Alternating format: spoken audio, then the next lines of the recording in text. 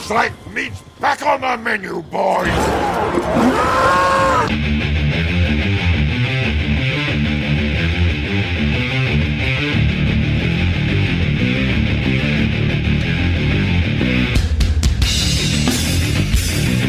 Yeah, she does have big knockers, doesn't she? Welcome, welcome, welcome. Yes, red meat is definitely back on the menu today. I win. Let it be known that Rollo Tomasi wins. I won. Not that anybody cares at this stage, but I win. We're going to get into that today. We're also going to get into why you don't allow other people to run your Twitter accounts. Going off a little bit early today. Got a lot to do. Now I am in my private studio.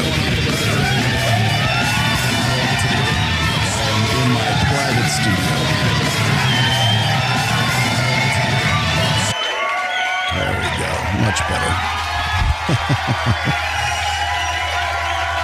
Flex time. It is most definitely flex time. Yeah. I win. I win again. It's the best part of this job. All I got to do really is wait. If you think about it, that's all you got to do. Just wait for shit like this.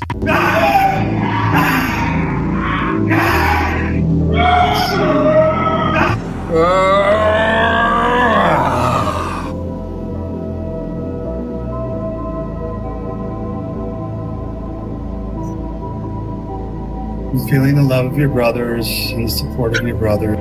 Yes. This is Scott Galloway approved masculinity. Be satisfied with a man who's 80% of everything they want. 2/3 say no, I deserve it all. You pose the same question to a man and 2/3 say yes, that would be great. So media and online dating to a certain extent have massively raised the expectations of women, and you can't tell people to lower their expectations. And there are fewer and fewer. No, Scott, you can't tell women to lower their expectations. You can tell men that all day long. In fact, that's basically what you've been doing for quite some time now. For men who meet those expectations, we've all seen those TikToks of women who are asked, what are your minimum requirements for a man? And it usually comes down to two key criteria, height and money. He has to be at least 6 feet tall, has to make at least $100,000. That doesn't sound that unreasonable. But if you... No, it's 6'6". It's 6 feet tall, six-figure income. Six-pack abs, a minimum of a 6-inch cock. Yeah, keep going, dig yourself deeper there, Scott. Take out married men and you go 21 to 50, that's 0.6% of the population. And because now people are meeting online, where those metrics become more important than everything. I love how he's catching up to the red pill, like from about 10 years ago. People aren't connecting. And so what we have is a series of very base criteria that are eliminating the majority of the pool of men for consideration from women. Women end up dating older, oftentimes also end up lonely. Young men have a very few prospects and become lonely. The difference is they become dangerous to society and to themselves. Video, I didn't say this. This man said this, okay? He said there's a difference between hot women and beautiful women. Hot women are approachable. You walk into the room, you know who's the hot woman. They're either in like the short skirt or like they demand the attention, and guys are attracted to the hot women because they're hot. They're sensual and gravitating or pulling the guys towards them because they're just hot. But he said that beautiful women are actually the loneliest people on the earth because men are either afraid to approach because they know that you're out of their league and they don't want to feel rejected. Beautiful women feel like they're not seen or not valued, and they don't even know what it is that they're doing wrong, but it's really nothing. It's just maybe the fact that you're so... That's like bro cope, by the way. Beautiful women and hot women are pretty much the same. It's too hard. So fucking beautiful. So it could be that. That's what I tell myself. I told my mom that the other day. I said the reason I'm single is because I'm too beautiful, and she told me to shut up. Yeah, because you're not. Can we at least be honest with each other? You're not. You're neither. Rule as a dancer is a no is never a no. You can persuade the guy to say yes, or you can sell him another option. Right. Most important, build a rapport. Don't even ask for anything right away. And some girls just do not know how to start a conversation without talking about the transactions of dancing. There's a lot of guys that go, well, this girl was trying to get danced. I mean, she didn't even know my name. game. You know, men are already guarded up. They don't want it to feel transactional. So when a girl comes up and she's just like, hey, you want to go in the VIP? Of course he's going to say no. Well, first off, that's a privilege to go in the VIP. It's not an entitlement. Buy me dinner, man. Come on. Come on. Schmooze me a little. Schmooze like, me, you know. That's my girl Domo. At least she's being honest. More on that later. Ladies feel like women are seriously ready for emotionally intelligent men. We're talking about you wanting a man who is tolerant, who regulates his emotions, who also knows how to manage your emotions. But you're also talking about a man who knows how to navigate his sensitivities and everything else when it comes to that. But you have to consider that an emotionally intelligent man is good at cutting people off when he sees that your sensitivities bring too much reactivity. When he sees that you cannot regulate your I love it when shit rhymes. His emotionality is creating your reactivity. emotions.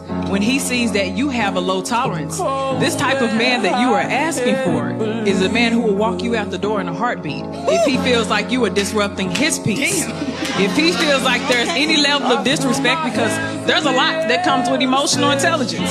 So if you asking for that, you got to come with the same level of emotional intelligence as well. Okay? We are still harping on emotional intelligence, and it is 2024, people. There's no such thing as emotional intelligence. Hypergamy is just, you know, women want someone older, richer, all of these things. I say actually none of that matters. Women, actually, they're definitely... No, dear, that's not what hypergamy is at all, and you would know, but you don't because you're not actually a psychologist. The definition of hypergamy is the man that she can't manipulate. At 19... No, dear. The definition of hypergamy is alpha fucks and beta bucks. And if you would ever give any of us a time of day, we would school you so bad you would go and hide under a rock somewhere. Who's dating a CEO who's 40 years old, far more successful than her, taller than her, more qualifications, everything is above her. You would say that she's hypergamous. I can guarantee you she would rather be with a man who's less successful, less intelligent, might even be a bit shorter, but he doesn't fall for nonsense. You are not going to pay my rent while your own daughter's rent you don't even consider, or you are not going to buy me a car because I slept with you a couple of times. You're not stupid. But if we find that, oh my God, I can tell him that I need his card and he gives it to me straight away, or I can tell him that, you know, I lost my job so I need rent, and he gives it to me straight away without me even knowing him that well, just because immediately she loses respect, and therefore the hypergamy disappears. I love how these idiots like want to like redefine hypergamy. It's like whatever's convenient for them. Like nothing that came out of her mouth had anything to do with hypergamy. And I think on some level she probably knows that. A relationship with a woman? No. So how are you telling other people how to behave towards women when you yourself have not had any actual physical, you know, interaction with them in a romantic capacity, or in fact in any capacity? If you are looking to some other regimes around the world that do think that women are half the value of a man, I have to question what kind of a person who's had no experience with women is in a position to you know, basically promote these ideas. Well, I'm having an experience with a woman right now, and I've had lots of experiences with women in my life, not romantically per se, but you know, I've talked to enough women. I've been in, you know, I've known enough women to know sort of what's going on. Have you been in a relationship with a woman?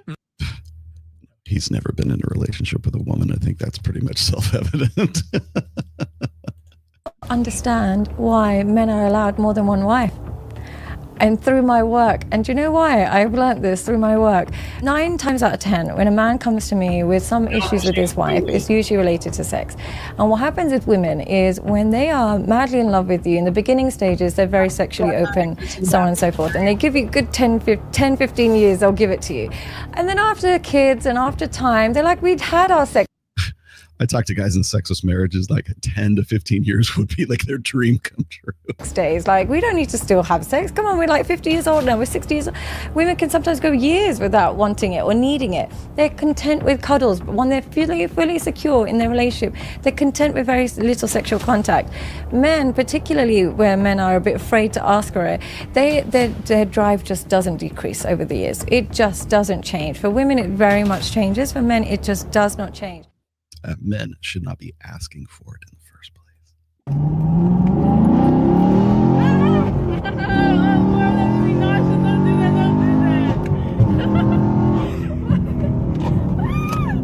Are you just recording me too?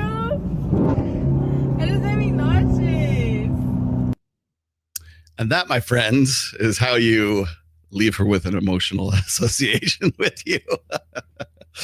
How's it going, guys? If the lighting looks a little whack in here, it's because I am presently doing a new background for my home studio. I had to do the home studio today because I'm feeling a little bit under the weather, and also Kyle is out on some other mission right now. But I was wondering what was gonna be my topic. I had like some really good like nuts and bolts topics to talk about today, but something else came up.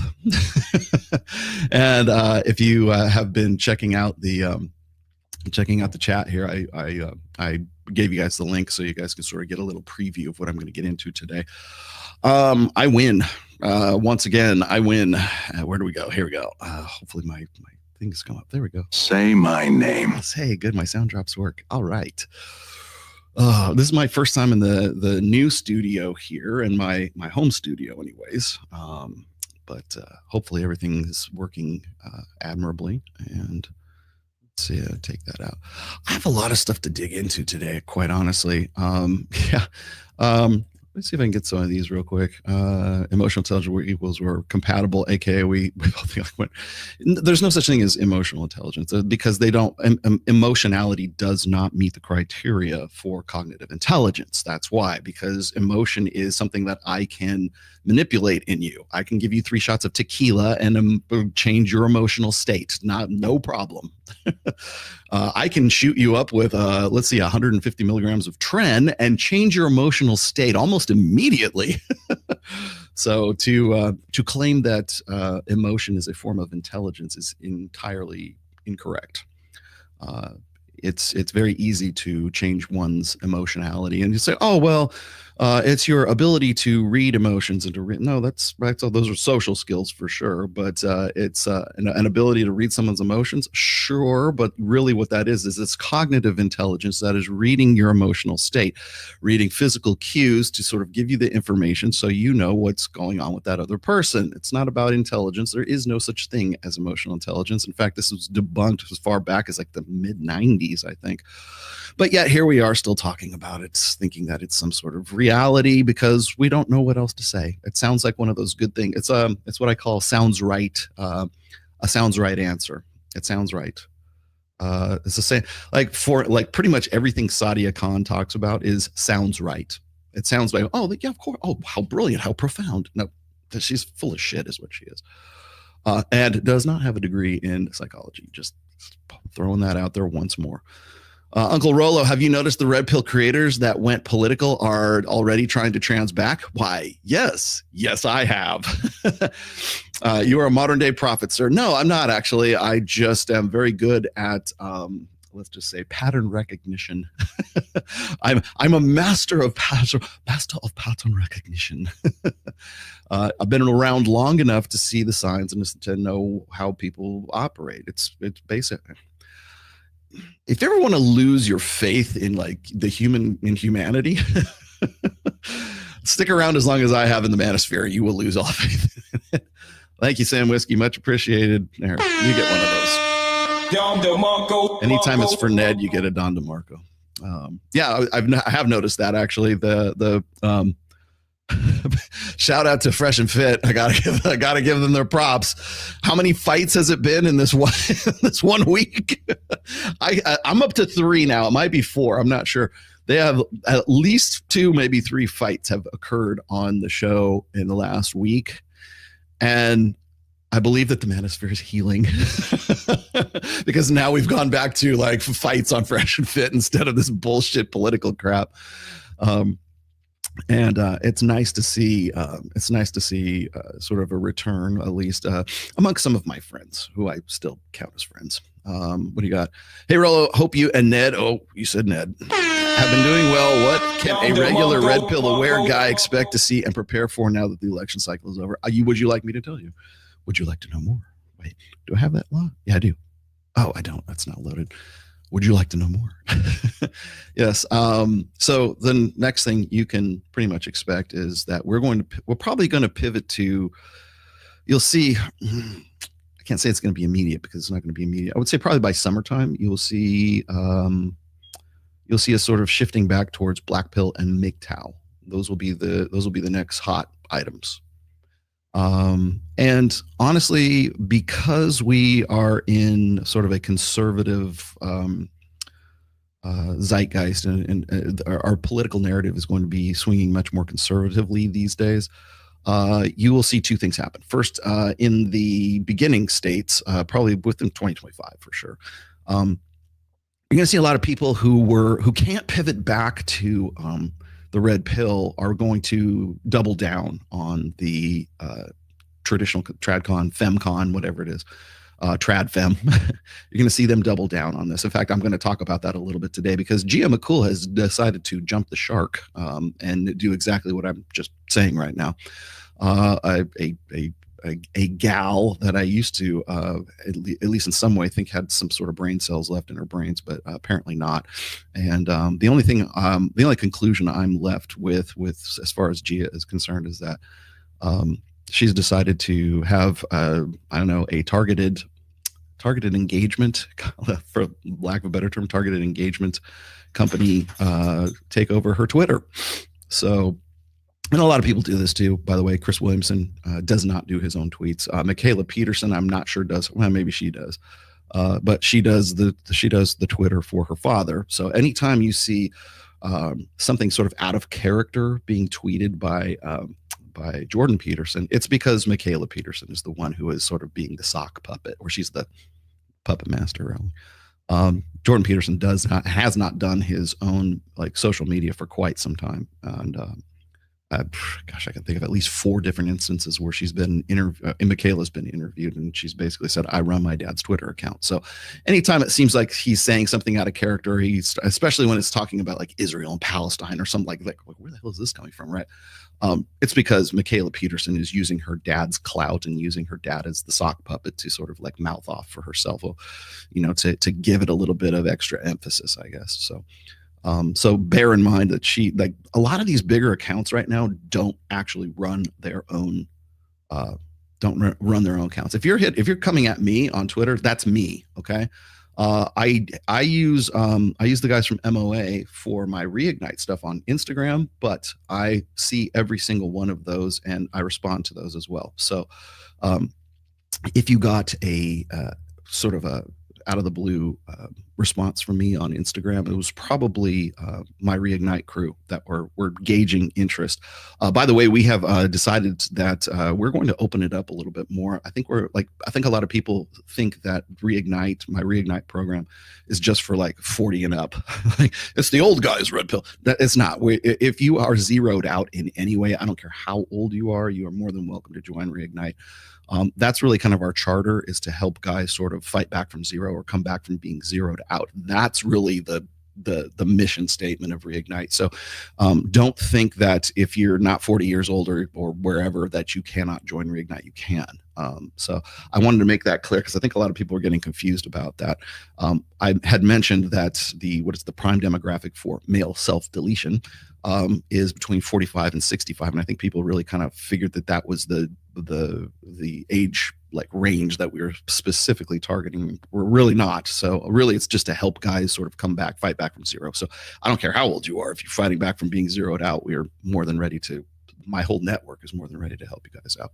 So keep that in mind. But I do use MOA, the guys from MOA, to my engagement on Instagram. But people will go, oh, well, Rollo, this isn't the real Rollo. I'm like, no, this is I'll jump in. I'll go, no, this is the real Rollo.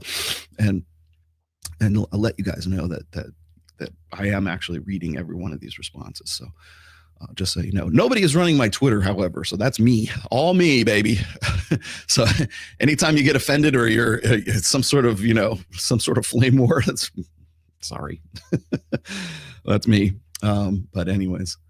Let's see. Here we go. Rollo, Jackson, JS2, or God, are you kidding? No, I'm not a Schecter guy. No. Oh, Jackson, even Jackson. I think I own 3 Jacksons.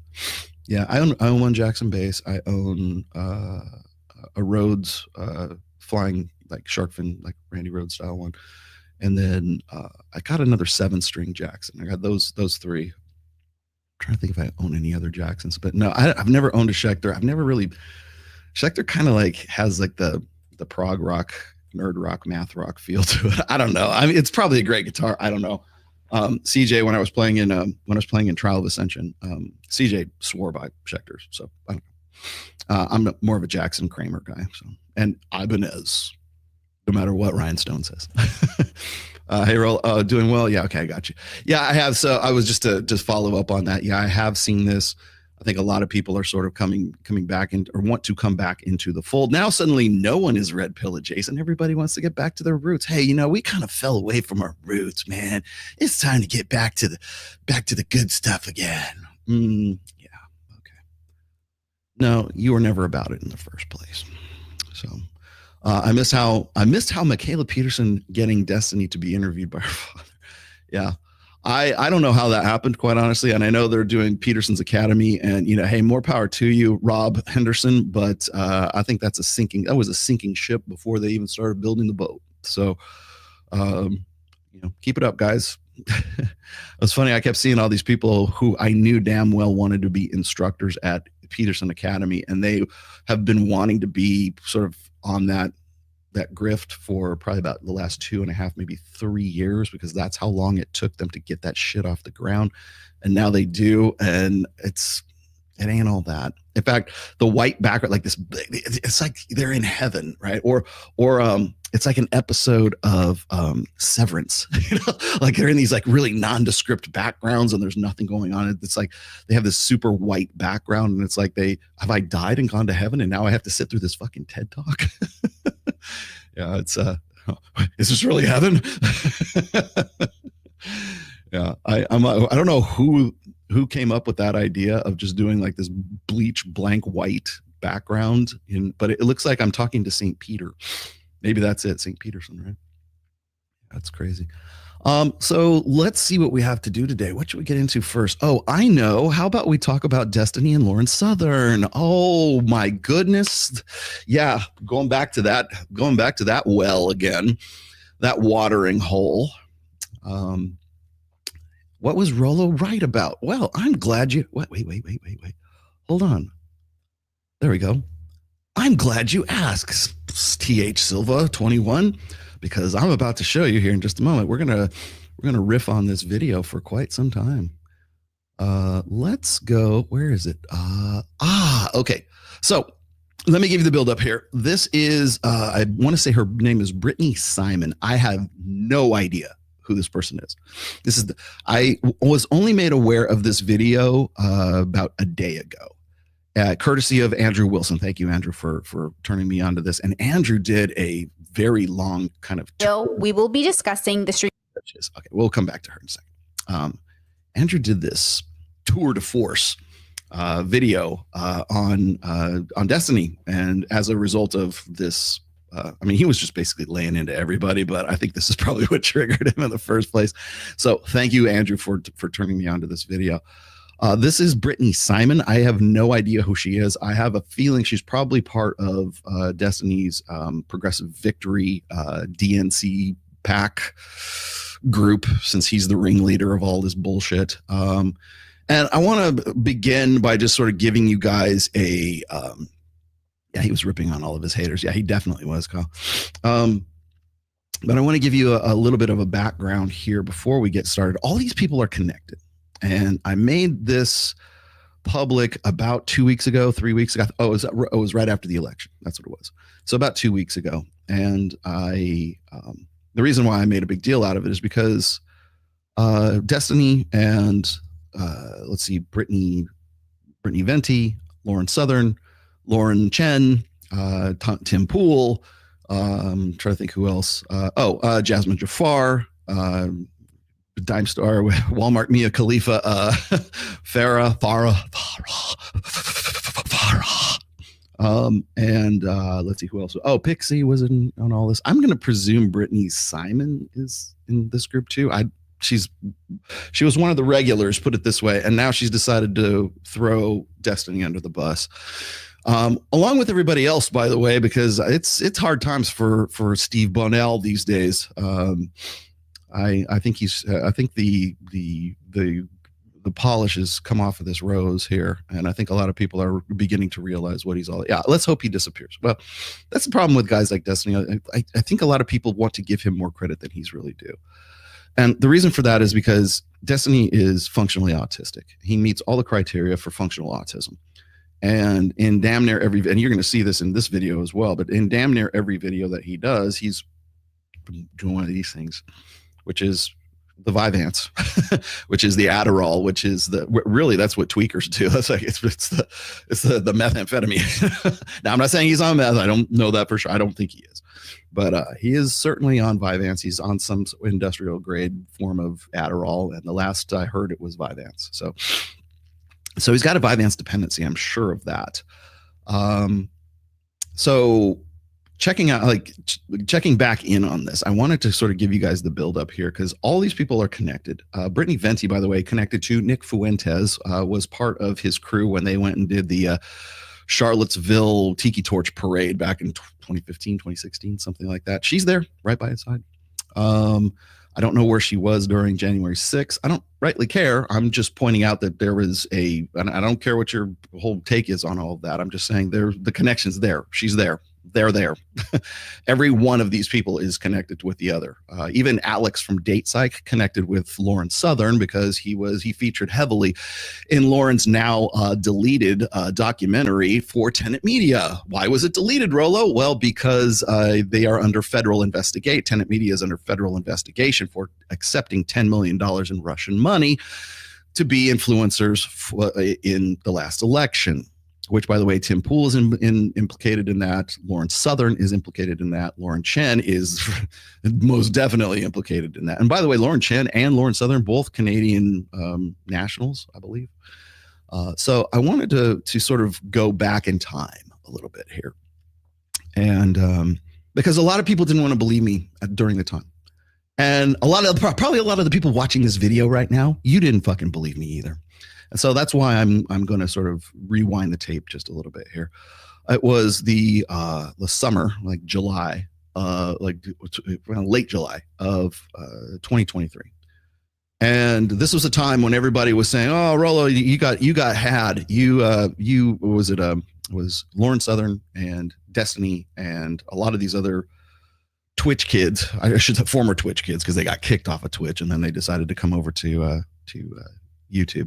And by the way, most of them were either paid by Progressive Victory or apparently Russia right now. I'm not really 100% sure. But during this time, there was this sort of collusion between all these guys and Lauren Southern being one of them, and decided that they were going to come up with some faked OBGYN or what was it, faked ultrasound document. And they went to quite an elaborate effort to trick me into thinking that this thing was legit. Well, the reason why I thought it was legit was because the actual document is legit. It was pulled off of a website for admission for an ultrasound for a quote unquote baby that was supposed to have been between, let's just say, Destiny and Lauren Southern. Now, I've already said, hey, mea culpa. I probably should have done a little bit more due diligence on this. But the reason why I sort of made a big deal out of it is because, well, my wife used to be a medical professional. I'm not going to tell you what, but she was in, let's just say, medical imaging. And so when people go, oh, he asked his wife about it. Yes, I did, because my wife was in medical imaging. She was, I'm not going to tell you exactly what she did, but it wasn't just x-rays. It was like CT scans and other things like that too. So when I was looking at this, I showed it to her. I said, does this look legit to you? And she said, yeah, sir, absolutely. And then we actually went and talked to one of her friends who was actually an ultrasound tech. I passed it on to her and she said it looks legit. But again, it's a Canadian document, so she can't say 100% for sure, but it looked fairly legit. And the reason for that is because they went to the extent of hiring somebody to Photoshop this thing so it looked 100% legit. And of course, then they're like, haha, we got you. And after a very long time of trying to get me to release the actual document, and I wasn't about to do that because that would go against, that would be a HIPAA violation. And I didn't want to get anyone in trouble for actually broadcasting this or showing this off, right? which of course is what they wanted me to do, because Destiny during that time was saying, I'll give you $10,000 if you can prove this, right? If you make this public, right? I'm like, what the fuck is he talking about? Why would you want to give me $10,000 to make this public? Well, the reason is they really wanted me to like overstep, and I didn't do it. And I was waiting him out. And then until they finally decided, hey, he's never going to do this, so let's rat him out right now. And that was right around July of 2023. That's when all the bullshit with Brittany Venti went down, trying to find some way to incriminate me for wanting to get nudes of her when she was like 17 or under. Right now, of course, she failed to mention that I turned her down for those when she was trying to impersonate herself, basically. And decided not to put that part of the details in her video. And basically all of these Twitch kids were doing their damnedest to take down Rollo, and to, in some ways, even get me hit on with criminal investigation or criminal violations. Right now, I'm happy to say that never came to pass. I got more integrity than that, but this is the extent to which these sons of bitches will go to win. And I mentioned this in the video that I did the breakdown video of when all this was going down, probably late July of 2023. And I made my damnedest effort to say, hey, look, this is what was going down. And of course they want to, they're going to paint it any way that they want to. And all of their bots and all of their kids are going to fucking just say whatever they're going to say. Well, I win, and I win today. Because now we have Brittany Simon coming out here essentially confirming every fucking thing that I was alleging during that time. Now, you have to remember, I'm gonna point some things out here. I made mention that there was an affair between Destiny and Lauren Southern. I think it was Chud Logic who was the first guy that actually made was sort of semi-confirming this, saying, it's the worst kept secret in whatever their fucking sphere is, right? The former Twitch kid sphere. And I also had it on very good authority from Lauren Southern's ex-husband that there was an affair between Destiny and Lauren Southern, and that a child was produced as a result of this. And it got to the point where his name was Aaron. I'm not going to give you his last name, but I had a very long discourse or correspondence with him from as far back as like December of 2022, all the way up until about June-ish of 2023. And I still have all of my correspondence, which I'm going to go into today and show you my correspondence from as far back as let's see, June 11th, 2023, and it goes even further than that. I think I started it. At least this thread was started in February of 2023. And so I'm going to get into that, but I want to sort of give you sort of the preamble here and just sort of give you like the build up here so you know what I'm talking about when Brittany Simon here decided to essentially throw Destiny under the bus. And I guess she's very good friends with Destiny's previous wife, Melina. And so now I guess nobody cares anymore because probably because the money from Progressive Victory is drying up very quickly and nobody has any reason not to sell this guy out. So the fucking wolves are circling, man. There's blood in the water and those sharks are getting ready. And here it is. And I have to point shit out like this because if I don't point shit out like this, it happens again. And so people keep saying, oh, well, Roll is a conspiracy theorist, da, da, da, da. And yet here we are. And I mean, even some of my best friends will say, well, Roll sounds kind of conspiratorial sometimes. Until I show them the biannual report from Diverting Hate and the DHS watch list and, the terrorist watch list and ASU and the McCain Institute. And I give them basically the receipts right here. And then suddenly, okay, maybe there's some merit to this. Well, thank you. Like, can you at least give me the benefit of the fucking doubt? No one wants to give me the benefit of the doubt. That's why I have to go back and do this again. And if I don't do this again, and if I don't go and clear this up, then people are just going to think it's going to be some fucking asterisk next to my name. So fuck off. I'm going to do this. And I'm going to do this because Brittany Simon is essentially confirming everything that I was alleging back in, was it April or May of 2023.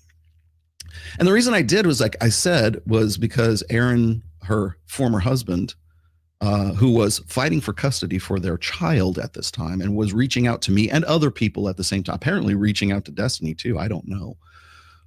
But essentially trying to find some way so that he could get custody of his child. And I'll give you the details of that here when I get into our correspondence. But I wanted to point this out because this is the smoking gun I was waiting for about a year ago. And no one was forthcoming. And I will tell you this, I'm fairly certain that people like Brittany Simon knew the bullshit that I was going through at the fucking hands of these fuckers. And so as much as I'm appreciative that she's decided to finally come out with this, you also knew about this and you also knew what was going on. And so, the day late and a buck short, okay, I'll take it. But when she gets on her high horse and starts pontificating here and starts to take some sort of moral high ground, just remember that she had to have been aware of what was going on in the summer of 2023 because she knows what kind of character this guy is. So I'm going to bring this up. And also, by the way, Abba and Preach also involved in this. Very good friends with Destiny. Also knew this shit was going on. Brittany Venti also knew this shit was going on. Lauren Southern, who, by the way, is the political, ideological polar opposite of Destiny. And this is gonna, like, when you see the simping, the level of simping that Destiny applies to Lauren Southern, you'll understand why I say he's functionally autistic. So I'm going to push this in here real quick, and I'm going to cue this up to the sort of the salient part here. There's a whole buildup where she talks about him, being a quote unquote grape apologist. You can go and check that out. I put the link in at the very beginning of the chat. I'll put it in again so you can get an idea. So I'm just going to riff on this just a little bit with Brittany Simon, and I want you guys to sort of pay attention to the details and the dates here, because they're all corroborated with what I was saying back in the day. Now, I also want to but last but not least, what sort of drew me into this whole fucked up drama was the fact that Lauren Southern was trying to she was going through this really nasty divorce and this really nasty child settlement. She was already divorced, but she's still wearing her fucking wedding ring on Tim Pool's show.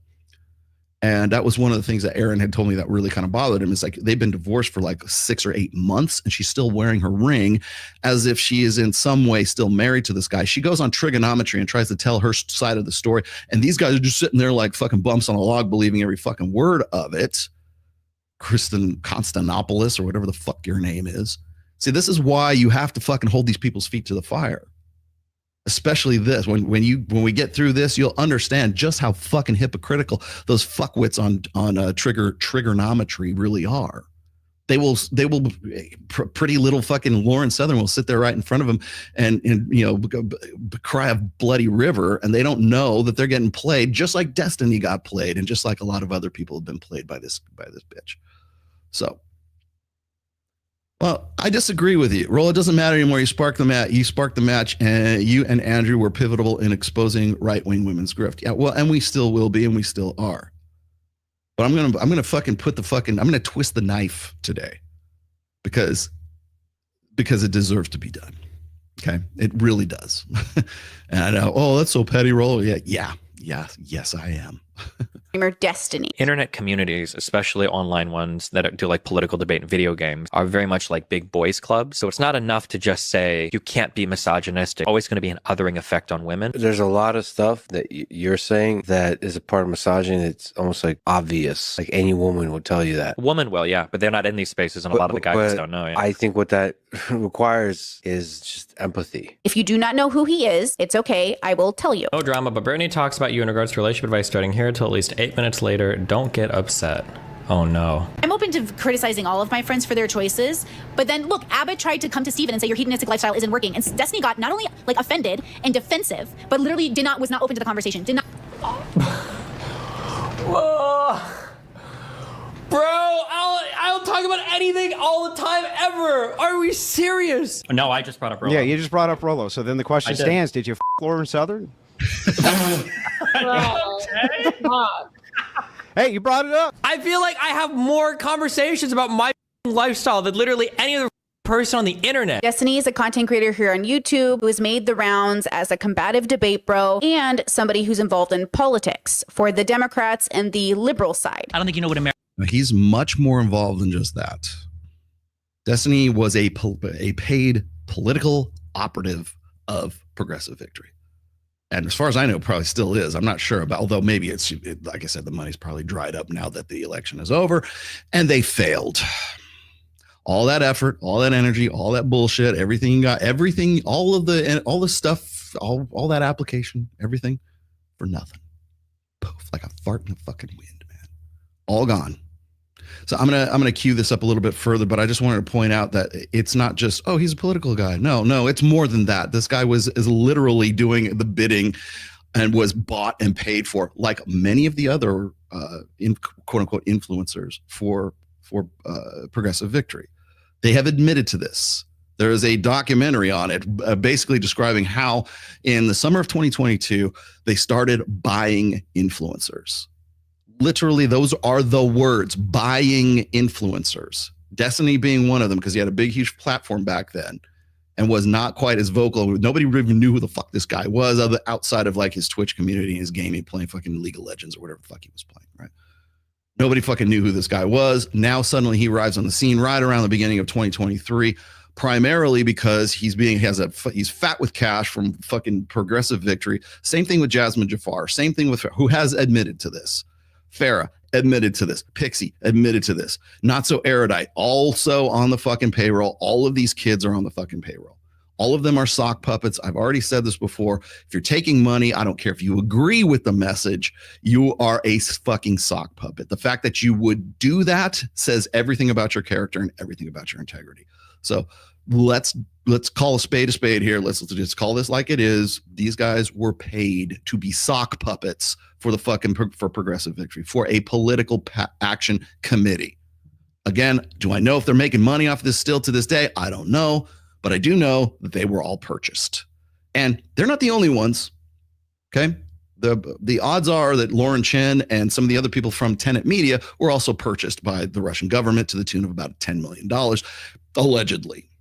We're still under investigation. The indictments are out and the names have been called, including Lauren Southern.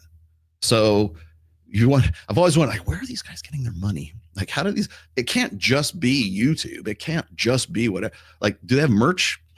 do they have something? Do they have a book? Do they have something that they're doing? Like, and then I kept wondering, how do guys like this get on like Piers Morgan? How do they get multiple fucking interviews on like Chris Williamson? This is how, because there's the money exchanges hands. And people say, well, that's not how it's done with no, that's exactly how it's done with podcasts. That is exactly how it's done. I know how much, I'm not going to name names, but I know how much certain podcasts charge to be on their show. And Access Vegas is 0. Maybe we should start charging people to be on the show. But they're like big name podcasts. You can buy your way onto those podcasts. Trust me on this. So anyways, I'm going to fast forward a little bit here and get us to, I think that's probably about right. Let's do that. Saw him. First and foremost, there was an affair, and this affair was messy. When he confided in me, he treats me. It's unbelievable.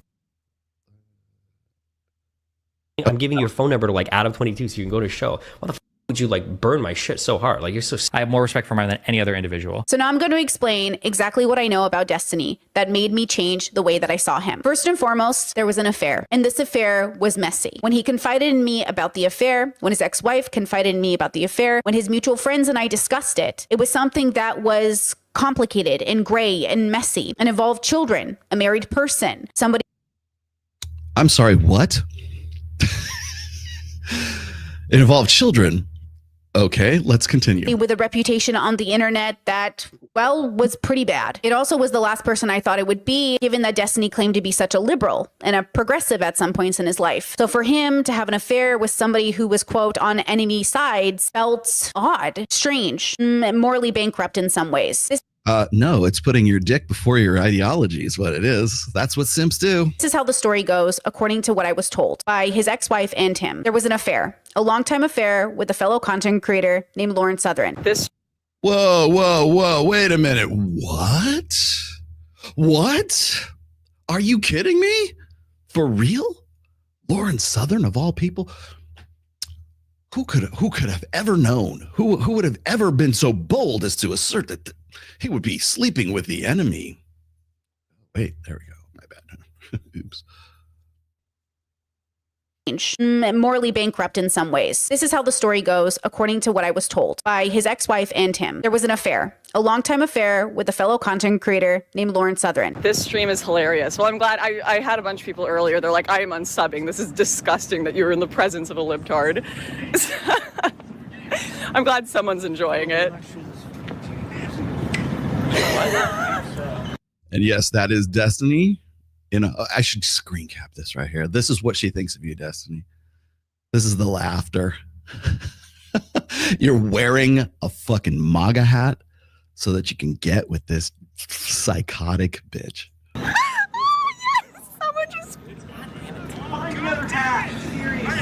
No, you should talk to him. He's obsessed with Donald Trump and it's disgusting. You really need to talk to him. No, we're just. What does that say? It says "Make America Great Again." Okay. Oh, is this the whole point? No, he genuinely is like a hardcore Trump supporter. He just said the election was 2 years ago. Yeah, it was 2 years ago. Okay, and I'm still upset about it. I have a right to be upset. Okay. Lauren Southern, if you don't know, is quite. All right, let's hold on, hold the horses there. That's if you wanted a. Let's see, a textbook example of simping.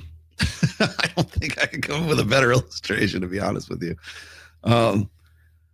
Literally compromising your quote unquote, assuming that's even really what he's about. Is he really about that? Is he really about Democratic DNC? Is he really about this liberal progressive, agenda? Really?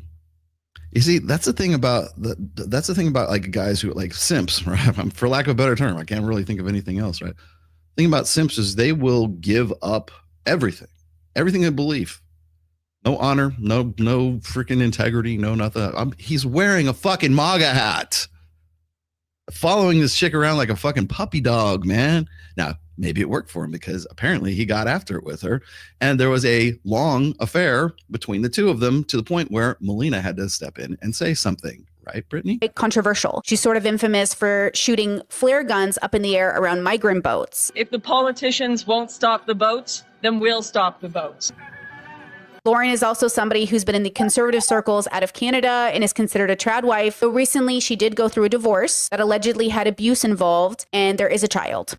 In fact, one of the creators that received these emails was Destiny. I think you interviewed him recently, and instead of his email that he got was, you should confront Lauren during one of your live stream debates and drop on her that she's actually a divorced single mother who failed in her marriage and who stole her child and was cheating on her husband. And he reached out to me and was like, this is really like unhinged behavior. Are you okay? How can I, can you take this to court? Is there anything you can do about this? And that's how I kind of started to find out about the emails. During this time.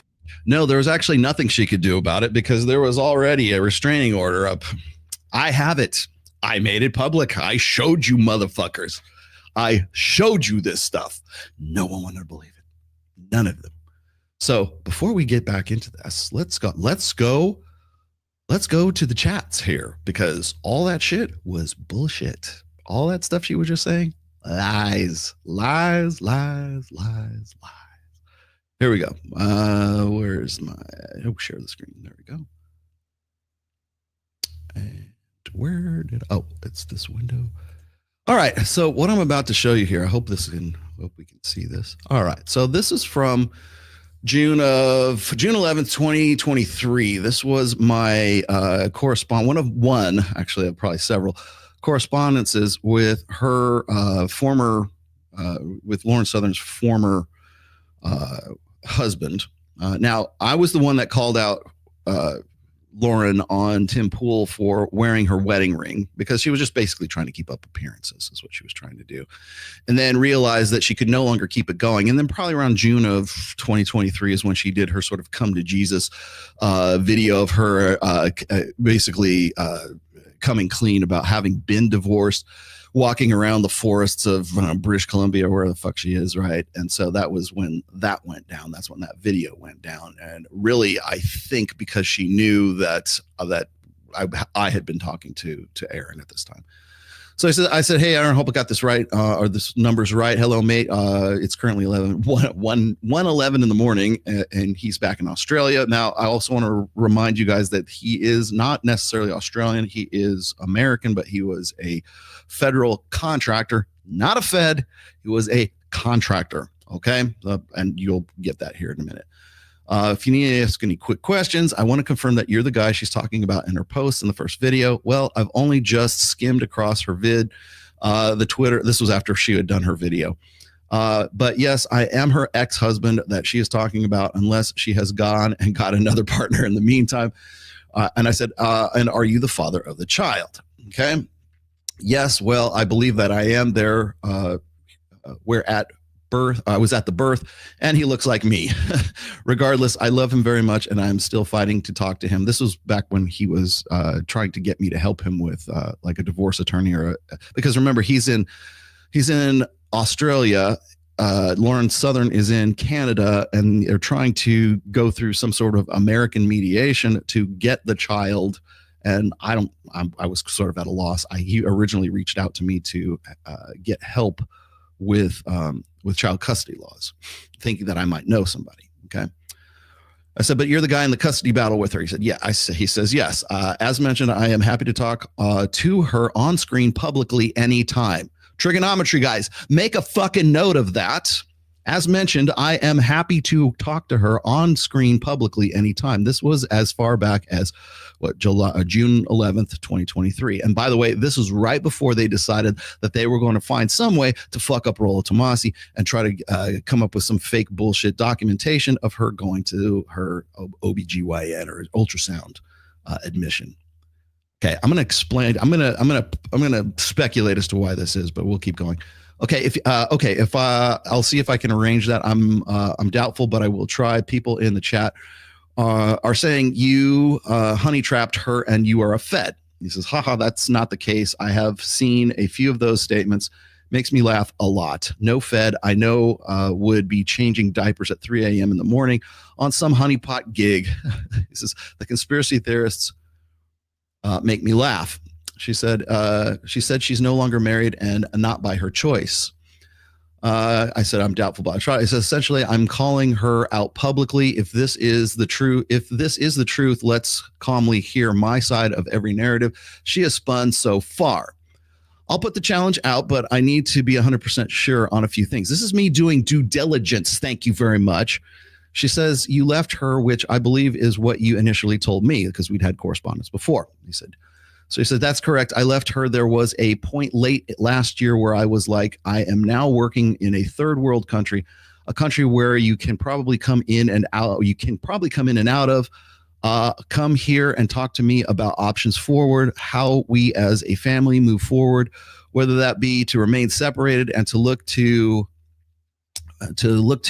co-parent in some way, or to work on our relationship first as friends, and maybe things pan out in such a way we get together. The main effort here was to harmonize our relationship in any form so that I at least have access to my son again. She didn't do it. Trigonometry guys, once again, make a fucking note to highlight that little bit. Okay. I'm glad that I put out the olive branch again. However, would you be willing to be interviewed by me solo? This is what I was trying to get him on the show at this time. I'm considering mate. I certainly want to keep my face and to a lesser extent my voice off the internet as it is currently. Now, the reason he was saying this was because he was still in litigations. He was still in legal morass, I guess, with the child custody going on. He didn't want to lose that. I said, if I can just get your voice, you'll be okay with just showing, or will you be okay with showing your face? In the first instance, I'm happy to go to my real voice. As soon as she hears me, I know she will know it's me instantly. Face, I would think about. However, it is more likely I would. Yes. Okay. I could possibly do audio as long as you can identify yourself. Okay. Again, this is Rollo Tomasi doing his due diligence. Okay. Because everybody says I didn't. That would be best for me. However, I know face would, of course, be ideal. I'm even happy to go in person to the US. Cameras rolling, just my face blurred. Wow. I wonder if this was an option for the schmucks on trigonometry. Probably not. Okay, do you have time for more questions? I said, yeah. He says, yes, mate, fire away. I do need to sleep at some point, but literally just got home. I do apologize. I'm not accessible at times. No worries. How old was Lauren when you met her? 2018, so 23. Okay, what do you do for work? I'm going to try to be as discreet with your employment. I'll dance around it if necessary. I appreciate that, Rollo. I currently work as a government contractor. Oh, Rollo, you actually believe that? He's really a Fed. Well, this is the information I was given. You see it right here, black and fucking white. She dropped in that you work for the Feds. She also mentioned that she's barred from entering Australia. There was a time before meeting her I had. This is true, yes. She threw that in to agitate her trad followers. She did a post video overdub explaining it. It's also inflated, really. It's also inflated, really is. I feel you. Her zealots eat this shit up, and she knows it. I'm going to call her out on my show today, which I did in that actual show. It was actually called the Great Southern Trend Kill. Was the title of the show. I need to know the details because I'm going to be called a Fed too, or I collaborated with the Fed. I need details on her involvement with Destiny. I think she knows we've been talking. There we go. Here's else. Yep. Your run of the mill people look straight through this stuff. This is silly attention seeking girl is just playing silly games. You play silly games, you win silly prizes. If you look at every single personal, professional relationship she has, they just eventually explode in some sort of betrayal or manifesto, et cetera, et cetera, et cetera. There can't be so much smoke without some fire, right? And not every single person can be wrong about what they say about her when it just keeps being said. So thank you. Okay. All right. I see the internet is a laugh, but of course, thanks for informing me as to some of the challenges at your end and why. Okay. If I'm cautious, it comes down to experiencing all this shit too often. Tell me about Destiny. Okay, mate, it's impressive you've stayed the course. You can only do that when your conviction is based on being both well-read and across topics and infallible concerns around skeletons and closets. About Destiny. Lauren uses people to get what she wants. She comes across sincere about this as she doesn't realize she is doing it. Basically, once your utility is done, she just forgets about you. That's why she has very few friends and struggles to maintain relationships with people of any kind. Destiny was her ticket to getting back in the YouTuber game as a somewhat reformed alt-righter, in my opinion. I had received information that they were hanging out a lot when her U.S. travel ban was lifted. They then started sleeping with each other as he is in some kind of relationship like that, meaning his open relationship with Melina. Lauren then got pregnant. Read that again, people. This is where I got this from. Lauren then got pregnant, and it was a girl. They then just started formalizing the relationship as I guess there is a kid involved. I do not know what happened to this child or anything moving forward however, have since been told she is seeing Tim Pool and he has given her a job or something. Maybe Tenant Media? I don't know. Yeah, it's long. I skimmed through. Oh, this is her video. Her video is long. I skimmed through it. I'll watch it in full in the morning. All of what I saw was half-truths that tie into a narrative for her grift. Okay, I said, I'm going to quote this today, which I did on the show.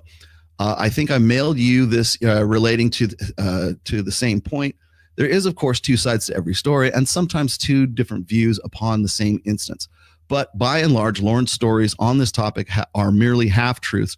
That is a narrative she aligns herself as a cope and her viewership as a grift. Okay, there's more to this, but I'm gonna see if I can let me get this here. I'm gonna let Brittany tell the rest of this story. But as you see, that was a part about Destiny.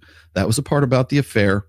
And before we get into that, I got one more thing. I got a few other things here that I held on to these because during his interview with Lex Friedman, it was Melina and Destiny. This is before they split.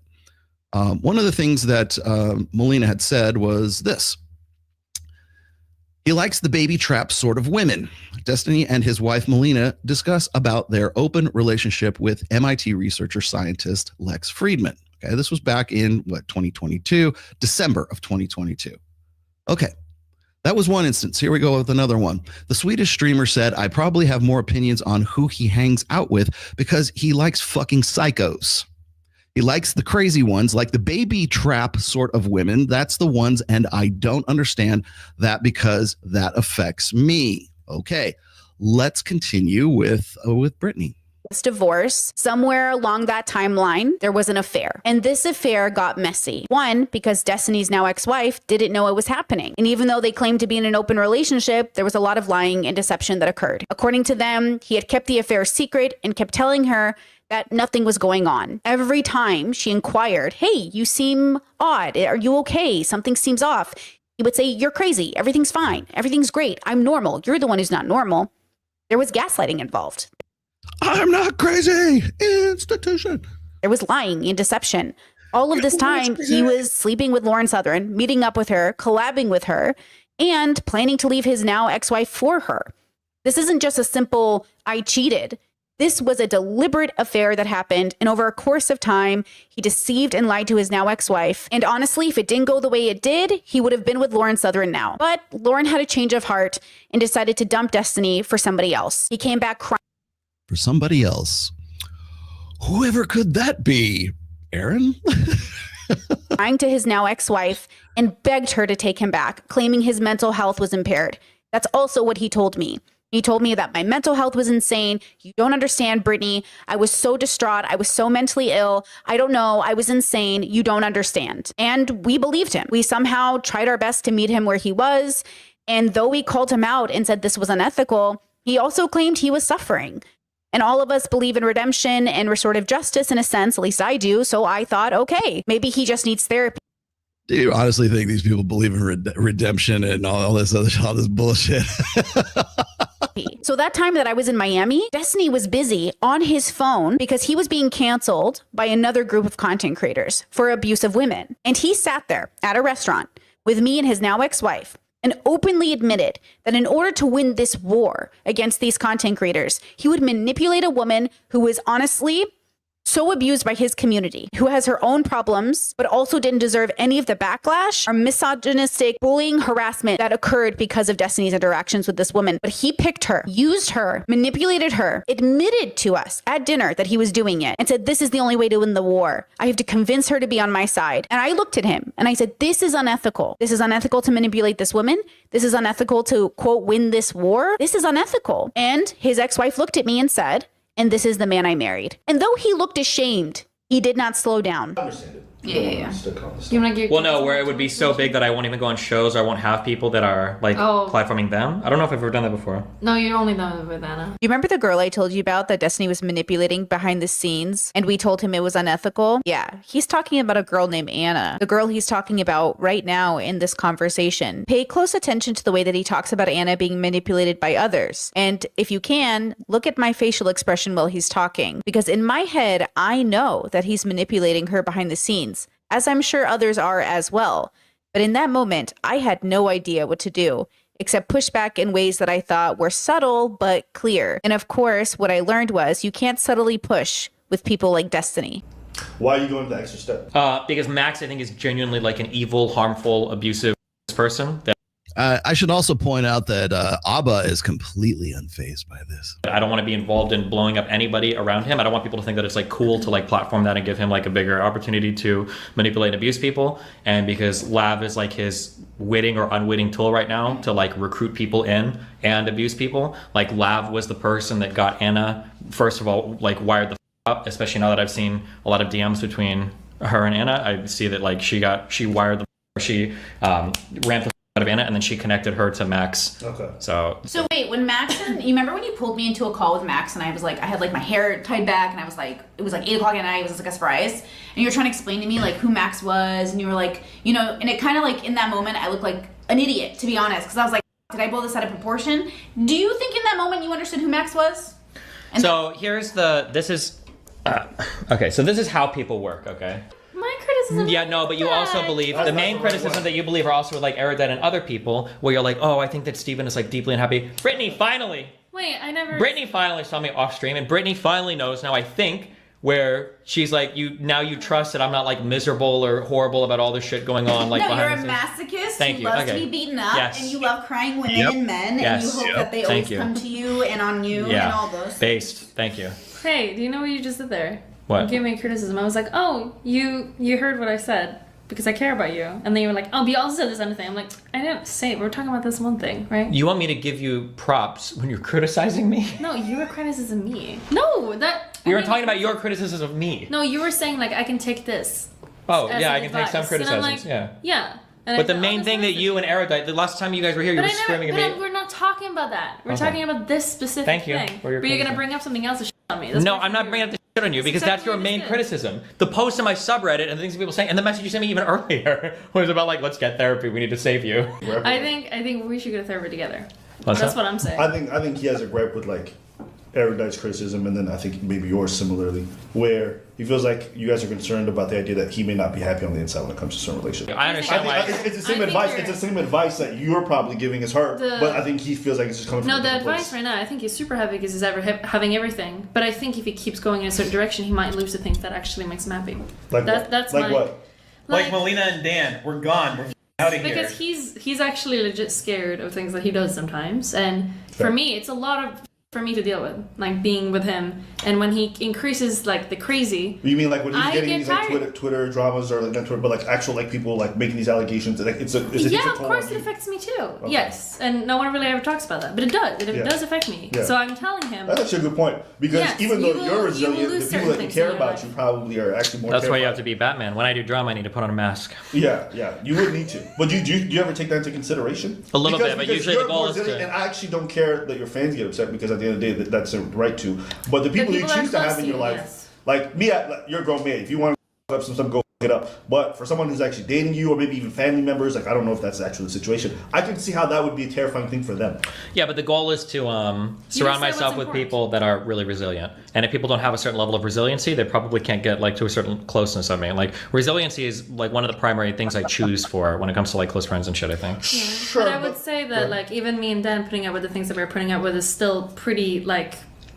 Here, let me keep going. This is nonsense from here. I wonder. There she is. Lena. Or then any partner that wouldn't be okay with that type of craziness. Let me ask you this. Would you say you'd want to be able to keep these people in your life, but not maybe so close to them or not keep them And it was clear that he was going to allow women to be thrown under the bus at every turn. I realized this man was never going to say it out loud. He was never going to say out loud that he had a long-term affair with Lauren Southern, that he lied to his wife, that he blamed her for the need to have the affair. Because when it came out and everybody saw they were getting a divorce, he never corrected the narrative. The narrative is that they were getting a divorce because she had cheated and left him for someone else, not taking into consideration everything that came before that, not taking into consideration the way that he lies and deceives, not taking into consideration that the time that I was in Miami, while he was busy on his phone arguing with Reddit comments, trying to stop a cancellation from happening, she was crying to me about ways to save her marriage. She spent that whole time in Miami asking me, can I save this? Can I help him? You don't know his good side. You don't know his vulnerable side. He's a good person. How do I help him? Only to find out that this good person that you were advocating for, that you were deceived by, went and threw you under the bus the moment he could. And every time I asked him to get off his phone so he could have a conversation with us, he'd say, I would, but my wife gets jealous if I get more attention than her. I would, but my wife is emotional and unstable. I would, but my wife. At no moment did he take any accountability for the way that he was acting as a bad friend, the way he was socially interacting inappropriately, the way he was manipulating these women. Instead, it was always his ex-wife, his ex-wife, his ex-wife, his ex-wife. And listen, that should have been my cue to leave. I should have gone back on a plane and gone home. But I didn't. And I can tell you that that is a mistake in a lot of ways. But it's what I did. Because I, like many of you, we want to do emotional labor for those who won't do it. And so moving into 2025, let's stop that generational cycle. I love that buzzer. Stop doing the emotional work for other people. Like we're I've heard this, like, this is like therapist speak. Stop doing the emotional labor. Let's end that generational curse of doing emotional labor for people who aren't going to do it themselves. I've waited 2 years for Destiny to figure it out, to go to therapy, and to realize he is the problem. Actually, if you're waiting 2 years, I'm pretty sure the problem is you. And he hasn't done it. And I am sick of seeing women bear the brunt of this man's abuse. And even though Kelly Jean, who is infamous in the community for mocking me, saying that my illness isn't real, and has been cruel to so many people, even Kelly Jean doesn't deserve this abuse. Because 2 wrongs don't make a right. Except that Destiny believes it does. And I just want to make sure that we understand that about his character. So it's heavily requested. All right, hold on one second. Let me come back here. All right, there we go. Okay, so that's more. There's other parts to this, by the way. You should probably. It's only like 36 minutes. Definitely want to watch this thing if you are in any way interested. And why you would be at this point, I don't know. But yes, I was gonna say that a lot of the stuff that I was talking about, like when I was having this conversation with Erin, with Lauren Southern's ex-husband. I didn't get the feeling that he was out there for blood. I didn't get the feeling that he was out there trying to sort of destroy her personal life or politics of personal destruction. If anything, I think she was running defense. And the last interview that she did on trigonometry with these other it's like pathological personalities attract other pathological personalities. You want to know why a guy like Destiny would fall into the orbit of Lauren Southern? Look no further than they're both pathological personalities, and they attract other pathological personalities. That's essentially where he's at with this. And on top of that, if you reduce him down to his just sort of constituent parts, all the guy is just a functional autist. I've seen some of the early videos of Destiny with Melina, and he's like she's an adult, but he was like a child, like a puppy dog following around Melina all the time, not unlike the attitude and the body language and the actual language that he was with when he was using when he was with Lauren Southern. And so when a guy like that gets with a chick who he's really sort of idealizes, yeah, you might put on a MAGA hat. You might not care if it's being videotaped. You might not care if it goes against your brand. You might not care about those things because all you care about is getting with that hot piece of ass. And quite honestly, I don't think Lauren Southern's all that much of a hot piece of ass, but apparently he does. And that was enough for him to want to consider leaving his wife to get with Lauren. Now, of course, Brittany doesn't know what the circumstances were that led to the sort of the split between Destiny and Lauren. And I have my doubts, but I sincerely doubt that Destiny is ever going to try to come clean with any of this. I don't think he's going to try to sort of clean this up. I think he's going to hope it goes away, because that's what a lot of guys, nobody cares. Nobody cared about me, right? They didn't give 2 shits about what happened with all that stuff back in summer 2023. In fact, me just reheating it right now is probably as much as anybody has done about it. So I'm not really all that concerned with it. I don't think he's going to fucking own up to it. I don't think it's even going to register, because the guy's a pathological personality, right? And the worst thing that you can tell a pathological personality is the word no. Say no, your little that's what pathological liars do, is they create their own world. They have I think I was reading the biography of Steve Jobs, and the people who used to work with Steve Jobs also have pathological personality, and you can be in a good way, right? But they would say that Steve Jobs had what was called a reality distortion bubble that was going on around him. He didn't know how shit got done, but he just wanted it done. Right? He knew it was possible, and so he would send the right people to go off and make things possible. Oh, I need an iPhone, I need an iPod, I need whatever. He would go and send the right people out to do it, even though they could not figure out how to do it. He had this, this reality distortion bubble around him, and that's what most pathological personalities do. Now, when we think about pathological personalities or sociopaths, psychopaths, anything with the path, ending suffix to the word. We tend to think of it in negative terms, and it, for the most part, it is. But it's antisocial or psychosocial, right?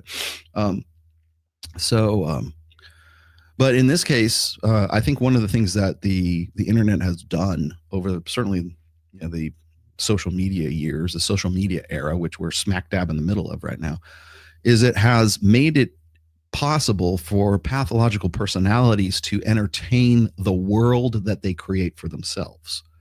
And what happens is when you get enough of them together, you get groups of people just like the people that Destiny associates himself with. And Lord knows he's not the first group that I've encountered. Like he's probably the second or his group's probably the second or third that I've had to deal with over the course of the last 10, 20 years. So now I'm pretty good at spotting the sort of the personality disorders in a lot of guys, and usually it's because they have some form of autism, and they're on the spectrum. Some worse, some more intense than others, some barely perceptible at all, but it's kind of there. And the social media and the sort of global connectivity enables that. So it's never been easier for pathological personalities to find other pathological personalities. And as I said before, the worst thing you can tell a pathological personality is the word no. No, I'm not going to follow along with your bullshit world. No, I'm not going along with your gaslighting. No, no, I disagree with you. No, you're fucking wrong. And that will, depending on sort of the level of obsessive compulsive disorder that person has, they might spend the rest of their fucking lives trying to prove that you were wrong, because it goes against whatever their sort of self-created world narrative that they've created for themselves, the world that they live in, then they expect other people to live in and agree with as well.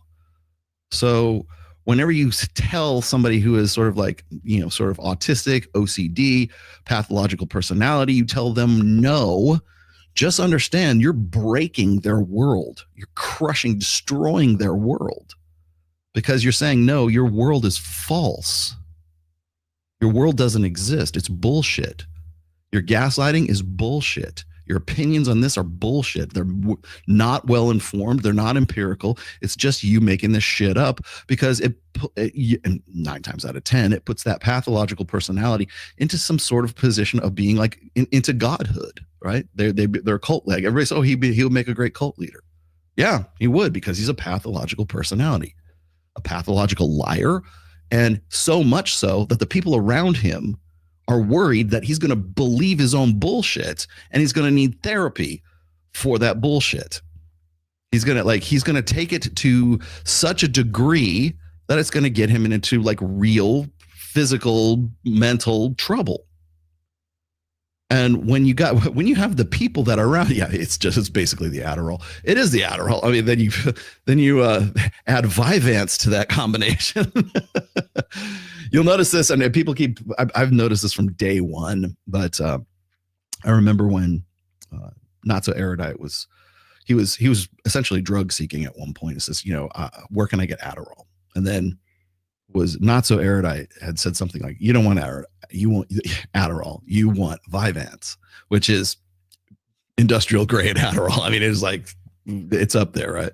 It's this side of a methamphetamine. Let's just put it that way. So whenever you see him doing, like, literally, you can't watch a video with him in it where he's not, because he's biting the inner part of his cheek right there. That's what motorheads do. That's what tweakers do. Right? It's exactly what he's doing, and he's machine gunning on. Like he seems like he's very focused and very smart and very super intelligent. The thing is no, it's actually that's what's going on with his brain at that time, because that's what most, if you suffer from ADHD and you've spent your entire life on Adderall, that's what's going to. Those are the effects. He's chewing his face off. It's like he might as well be taking crosstops, man. I mean, like, why not? At this point, you may as well be. And that's a side effect. Like people say he looks like the doll from Saw or something like that. And I'm like, well, no, don't ask me how I know, but I have lived in Reno and the North Valleys long enough to spot a tweaker when I see one at 7-Eleven. Okay, that's a fucking tweaker. All right, they don't call it the meth valleys for nothing. Okay, I hate to say that because I love my city. I love Reno. I will always love Reno. But yeah, there's some trailer parks there. Just saying. Yeah, that is definitely an outward sign of something you can't hide when you're tweaking. Rolo, it doesn't matter anymore. You sparked the match. I sparked the match. You and Andrew were pivotal in exposing the right-wing movement. Yeah, but see, here's the first, and thank you for that, but here's the first like direct confirmation of this. Oh, Rolo, where's the receipts? Where's the proof? Here's your fucking proof. I don't know her. I don't have no idea. In fact, I didn't even know who Brittany Simon was until like freaking 2 days ago, yesterday, right?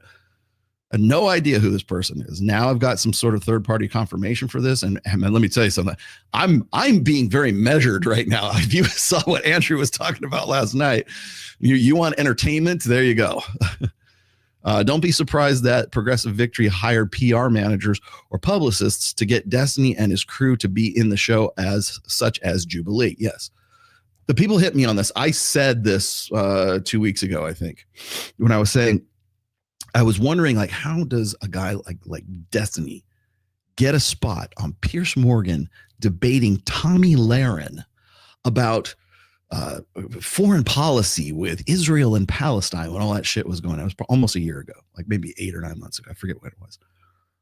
I'm like, in what world is this guy some geopolitical expert? Right? In what world would you have this Twitch kid on Piers Morgan? It is Piers Morgan, right? I suppose maybe I shouldn't be surprised. But Tommy Lahren, for that matter, having them on the show, I'm like, this is the best we can do. Like, these were the best personalities you could get to debate this topic about statescraft and foreign policy. Piers? Really? No, it's because you have people who want to pay you to get them on those shows, right? It's because, well, is he looking for clicks? Of course he is. Piers Morgan doesn't care about Piers Morgan does not give two flying fucks about what is said on his show. All he cares about is ratings. All he cares about is click-through rate. All he cares about is fucking engagement. That's all the dude cares about. And will just as quickly throw you under the bus as want to be your best friend, depending on whatever the fucking topic happens to be. Okay. So, and then I thought it was ironic that right after the Trump assassination attempt, where Destiny was losing his shit over like, he was happy that some Trump supporter caught a stray, right? And then had Destiny on to sort of like call him out and dress him down for that. It's like, dude, you put this motherfucker on your show as some expert on foreign policy between Israel and Palestine. Let's not forget that, Piers. Like, I don't think you're credible. Sorry, call me crazy, but I don't think you're credible. What's this? A common crown and jinx to 2025? Well, yes, sir. Anytime you want to do it. Well, yeah, we played our first gig, Kyle. Thank you very much. We played our first show. We only got to do 3 songs, and it was an open mic thing, but we do have an in now at Bonfire. In fact, would you like to see? Look, who are these dudes? Who the fuck is this guy? There you go. Always do shoulders on the day before your gig. These are like little known secrets of musicians. Like, always do shoulders. It tends to work out better. That's us, by the way. Thank you very much. Yes, that was us doing that. Oh, and should I point this out too? Oh, look, there's me. I just had this loaded. That was Halloween, but yes, I would very much love to. Yeah, let's do it, man. It's funny, Kyle, as I had I think it was either Kyle or it was I forget who it was from the failsafe set. Oh, it must have been Kyle. Kyle was talking about how he's like, who should we? He put this poll like, who should we tour with in 2025? I'm like, put Jinx on there.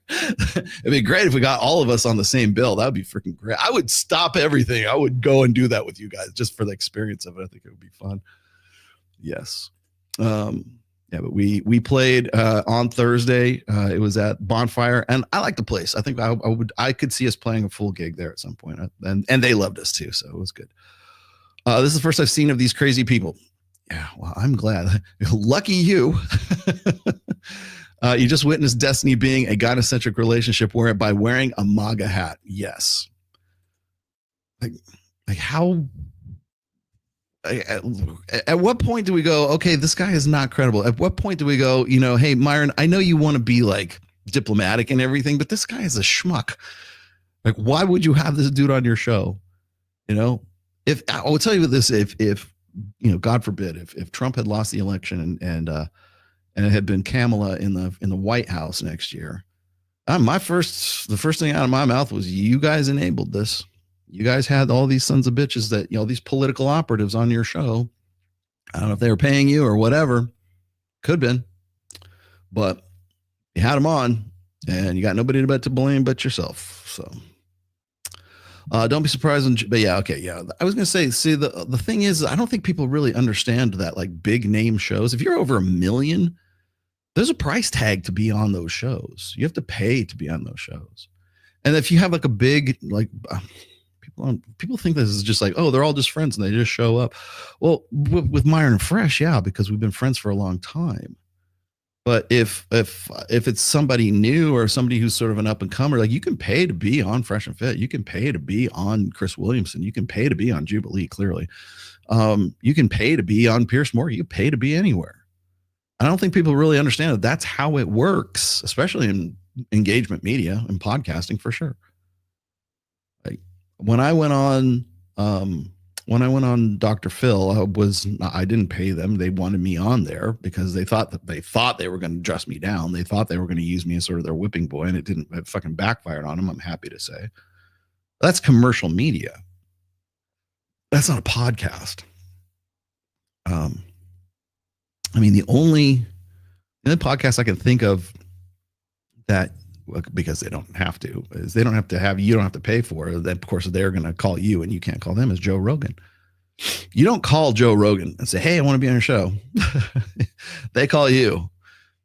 I made that mistake one time. I think it was after Hotep Jesus, like, first appearance. He'd been on like twice, I think, on Joe Rogan.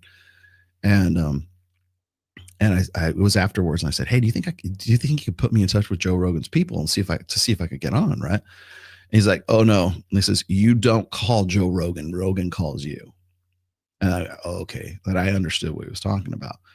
He said, in fact, if you petition to be on the show, they will blacklist you.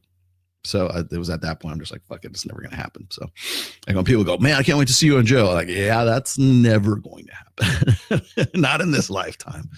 I mean, it would have to be a real desperate situation for that to happen.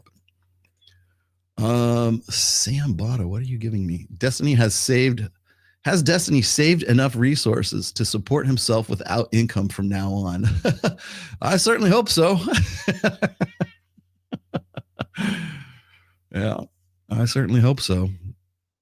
All right, let me put the rest of this in here real quick. Oh, wait a minute, put that back. About this Destiny, Pierce Morgan, Donald Trump situation. Okay, I don't want to talk about that because he's a piece of shit. So much more public than anybody on the excuse for his bad behavior. Here we go. Let me push her back a little bit. Okay. Anyone who supports him. Please note that none of the anger directed at Trump has anything to do with the women he's assaulted. Moving forward, while I was there in Miami, once again, as he was throwing his wife under the bus, throwing everybody under the bus. You don't understand, Brittany. You don't understand. I was losing my mind. So he was allowed to use his mental health as an excuse for his bad behavior. But anytime women in his community are triggered, have moments of vulnerability, they're weak. They're girls. They're cluster Bs. Look, if you want to keep your life private, that's good. But you can't go around pretending you've done right by the people in your life when my life is so much more public than anybody on the internet. I think there's 2 things about my life that people don't know about over the past 15 years. I'm not saying Steven is a bad person. Like I said, I think a majority of the world is good. Okay? But I don't see Steven actually owning the fact that he's bad at relationships when he's giving relationship advice. He gives relationship advice, but he's not great at relationships. I can't. You really think it's a troll? You're the evil devil, okay? Don't be here. You're gonna make me stop. You're the bad one, okay? That's gonna make me think bad thoughts. Okay, I'm staying. No, I'm absolutely the angel on the shoulder. I don't know what you're talking about. No, I don't think she's trolling, but I don't know. She has such a wild impression of me that is so far from reality. Even the examples that she gave were so wrong. She literally gave the example. Sneako's open about his cheating. First of all, cheating to these guys is Giga Chad. They think that's cool. He literally talks about how I can't even say anything because I don't even know how much he's public with. I can't even say what I want to fucking say. I am so open with everything. Okay, I said I've cheated on Aaron 20 times. I've always said this. I don't lie any of this about my life. I can't lie anything about my life. My whole life is public. How the can she possibly say this kid is more open than me? He says he's Islamic. He doesn't even know he's never opened a. Breathe. Okay. I see it. Obviously. Brittany could have a bias with you because she knows about cheating, but then that wouldn't explain why she doesn't have a bias towards Sneeko. Correct? That's what's frustrating right now, right? I don't know how she can say he's open-minded. The first is, do you like...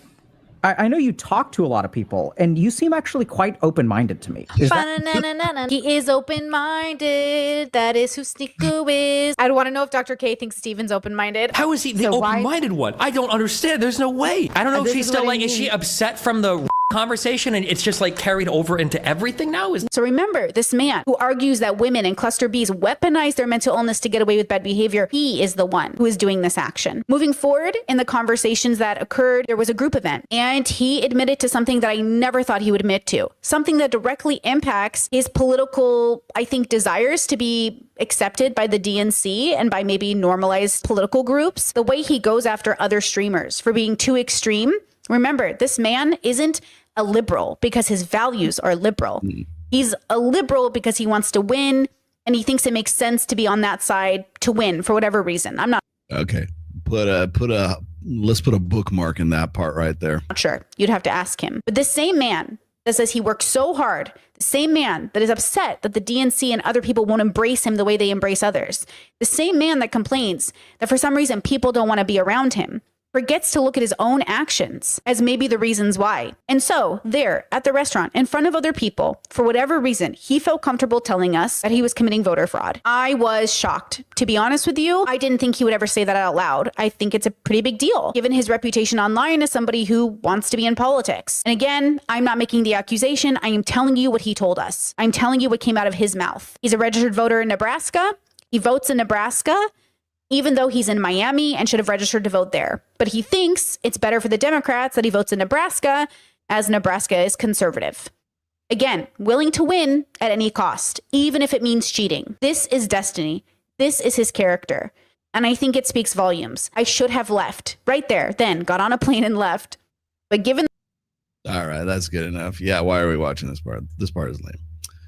But I wanted to sort of emphasize the fact that when you're dealing with pathological personalities, when you're dealing with guys that are on the spectrum, when you're dealing with guys who are this extreme, all it is about winning. All that, because these guys have been hammered flat by women, by fucking life, by everything for the longest time. And you give them a little bit of money, you give them a little bit of platform, you give them a little bit of clout.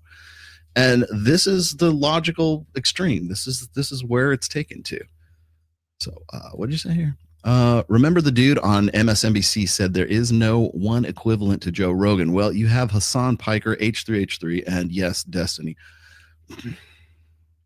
I don't think they're of the caliber of Joe Rogan, honestly, but I think that dude that was, but thanks for that, for the super chat. But the dude that, well, I forget the dude's name. He looked like freaking Caesar Flickerman. But no, I don't think there's anybody of that sort of that caliber. I definitely wouldn't put H3H3 in that category.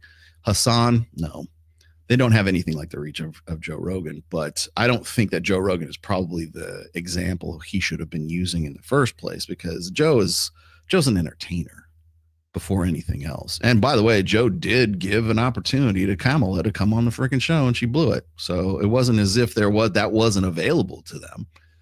So it was stupid, right? But I think using Joe Rogan and Jordan Peterson as sort of like figureheads of the manosphere, the red pill, or like the male self-improvement thing is just stupid. Hassan Piker is a Nepo baby grifter. What's a Nepo? Like a nepotism?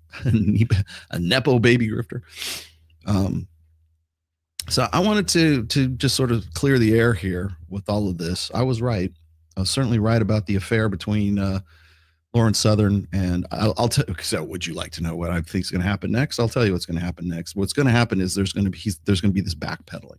I never said that there wasn't an affair between us. No, but she did go to all of the trouble to create a fake document that would in some way by the way, colluding with Lauren Southern as recently as June, at the very least, recently as May or June of 2023. There's still that connection between the two of them because they were both in on this faked admission paperwork from Lauren Southern that they went and deliberately used to try to get me to in some way make it seem like what I was saying was bullshit, to throw people off the trail. They didn't want Rollo to be right because I had enough. I mean, I'm not like huge platform, but I'm a big enough platform that I can make a difference, right? So honestly, the reason why they had to come up and concoct this whole bullshit narrative of a faked admission paperwork for her alleged baby that she flushed, I guess, because that's she doesn't have the baby now, right? And according to her ex-husband, there was a girl involved in the get together between Destiny and Southern. So now the question is this: was there a child involved? We know that there was an affair. We know, according to Brittany Simon, we have that confirmed. Now the question isn't were they fucking? Did they have a relationship? We know that they did. So now the question is this: was there actually a child produced as a result of this? Because if there was, then all that effort and all the bullshit that they went through to collude to fucking try to trick me into like playing myself on this, why do that? Why go to all that trouble? Because he wants to win? Or is it because he wanted to throw everybody off the trail, including Melina at that time? Because if Rollo Tomasi comes out there and starts popping off about all this stuff and Melina gets this, and was there a child involved? But like there was clearly some friction going on between the two of them as a result of Lauren Southern being, added to to their marriage mix. Clearly something was going on. So what was that? Was I actually right about that? Was Lauren's, I'm sorry, not me. Was Lauren Southern's ex-husband correct about that? Because all I did was just read read the correspondence between the two of us. I didn't just pull this out of my ass. This came from her ex-husband, for fuck's sake. So now the question isn't were they fucking? Because remember when Andrew Wilson was saying, hey, were you and Lauren Southern intimate, right? Now that's been pretty much confirmed. Now, why go through all of that bullshit to try to lead me off the trail, to discredit what I was saying? Why go through all of that effort if there wasn't something that was going on?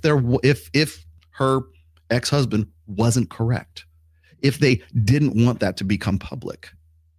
Because imagine that being, added to the public persona of Lauren Southern, who, by the way, is still under indictment, or at least under questioning anyways, for the federal indictment for the Russian collusion money.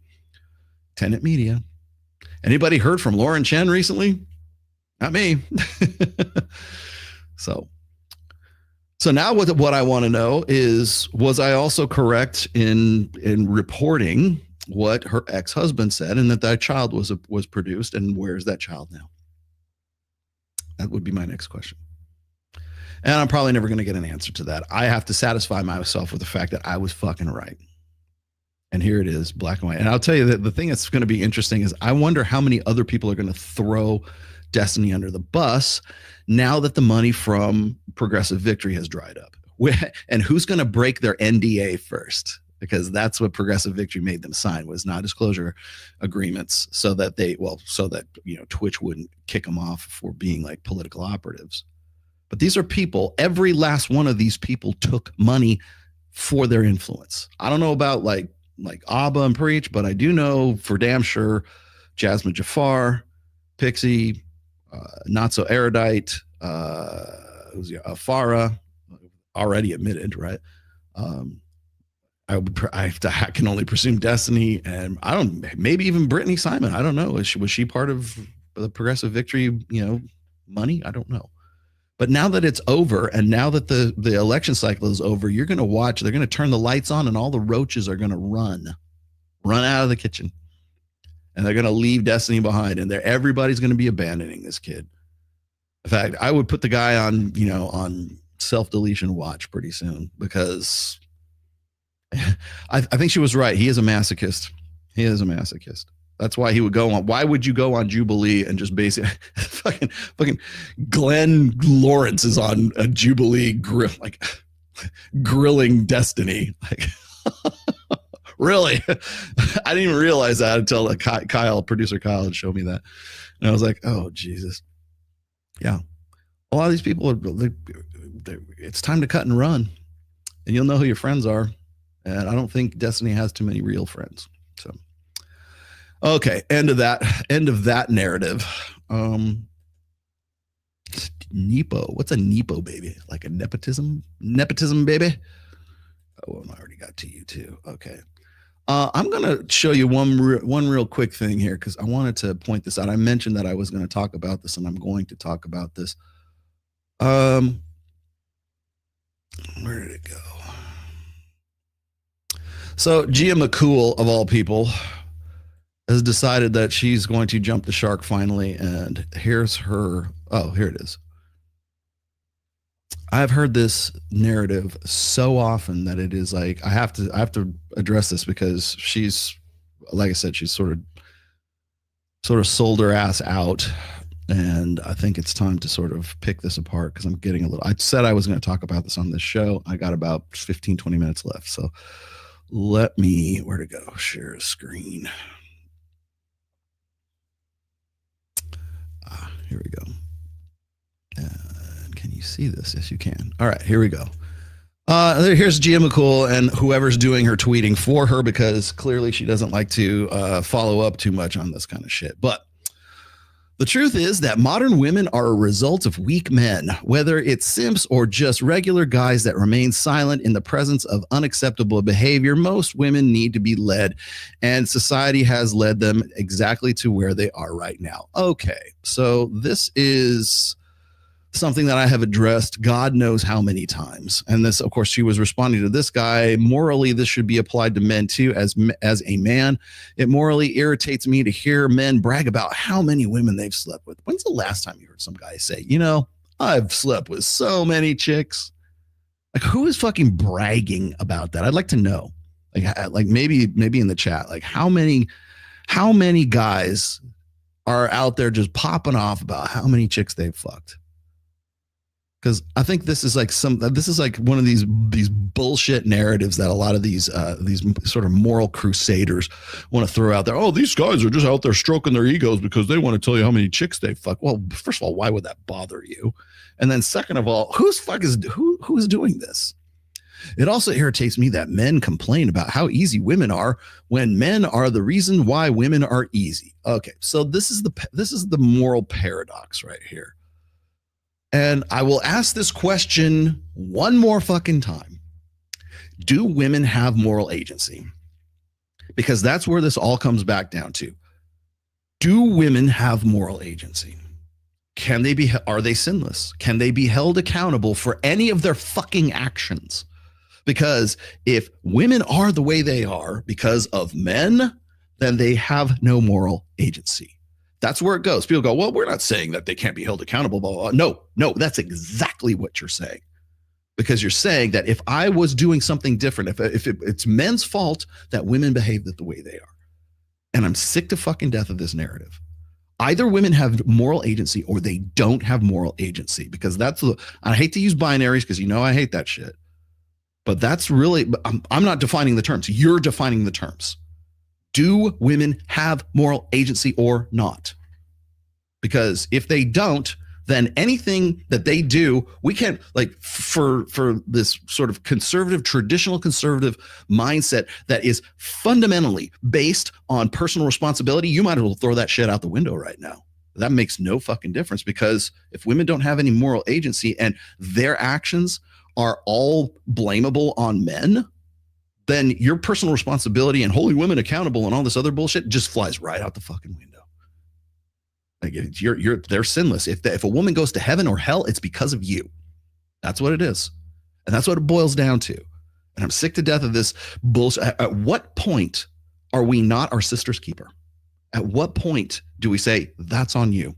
You made that fucking decision. You decided to go on OnlyFans. Oh, well, yeah, but it's men who are watching them and everything. That's always going to be the case. So if that's the operative, if that's the universal operative, that's the operative condition. You're making the choice to go and do that. Okay, well, it's a lot of money, but okay, well, whatever. I don't care what the reward is, the risk to reward factors are. You're making the choice to do that. Oh, well, that's not me. Men force me into that. Culture forced me into that. Society forced me into that. It's patriarchy. That's exactly what feminists use all the time. Oh, if it wasn't a patriarchal society, then I wouldn't feel the need to do that. Okay, well, are you responsible for your own actions? It's I mentioned this before. Is it hypo agency or hyper agency? Hyper agency is you happen to the world. Hypo agency is the world happens to you. And the way traditional conservatives have been leaning for a long time, and I'm going to show you just how long they've been leaning this way, is hypo agency for women and hyper agency for men. And that's all it's about. So any sin that a woman commits is a man's fault, and it's not on the woman. So either you accept that and you start preaching that from the fucking highest pulpit that you can get on, or you shut the fuck up and you hold women accountable for their actions. And that's where the disconnect is between the red pill and traditional conservatism right now. We're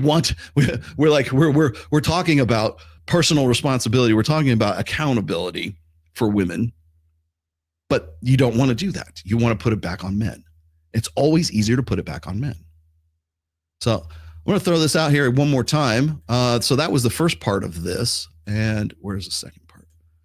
And then she throws this one out there. It will never be discussed. Okay, so they're like, this needs to be as much a topic, if not more of a topic, than how awful women are. Well, first of all, no one's saying how awful women are. We're talking about personal responsibility and accountability.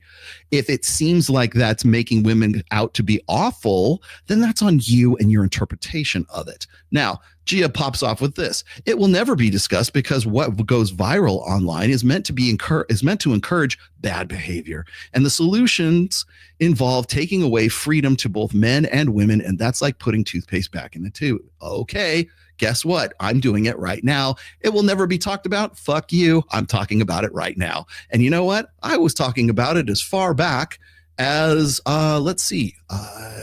Let's show you this one.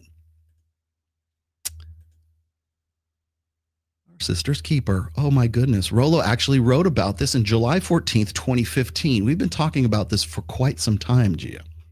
So go wipe your ass with this bullshit about it will never be discussed. Fuck you. I've been talking about this for almost a decade.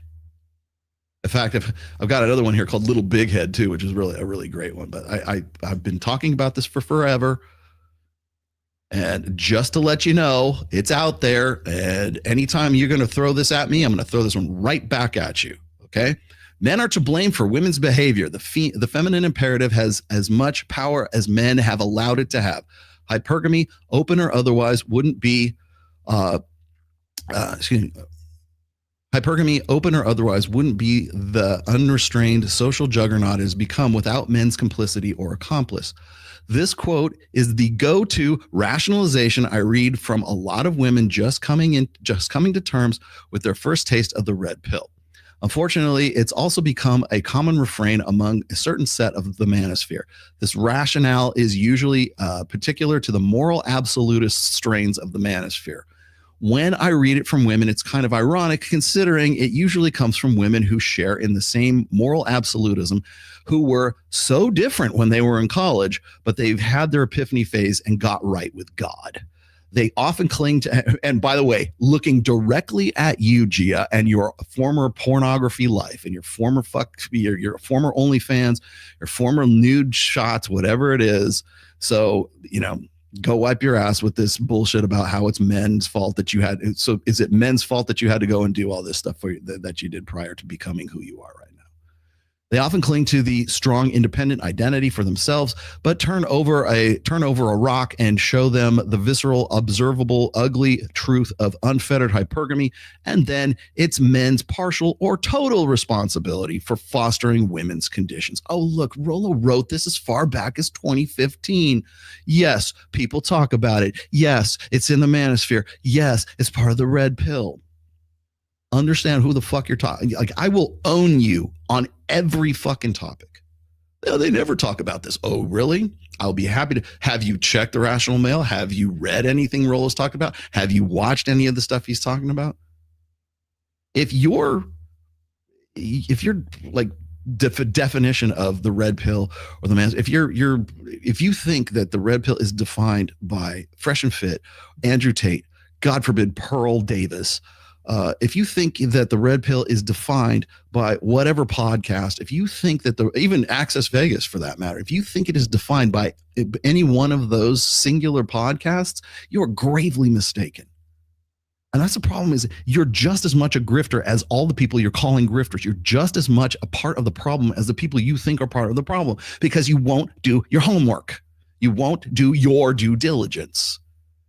You won't figure this shit out on your own. Well, where's myself, Ryan Stone, a few other notable names that I could rattle off right now. We're the research and development department for the red pill, and have been so for, in my case, over 2 decades.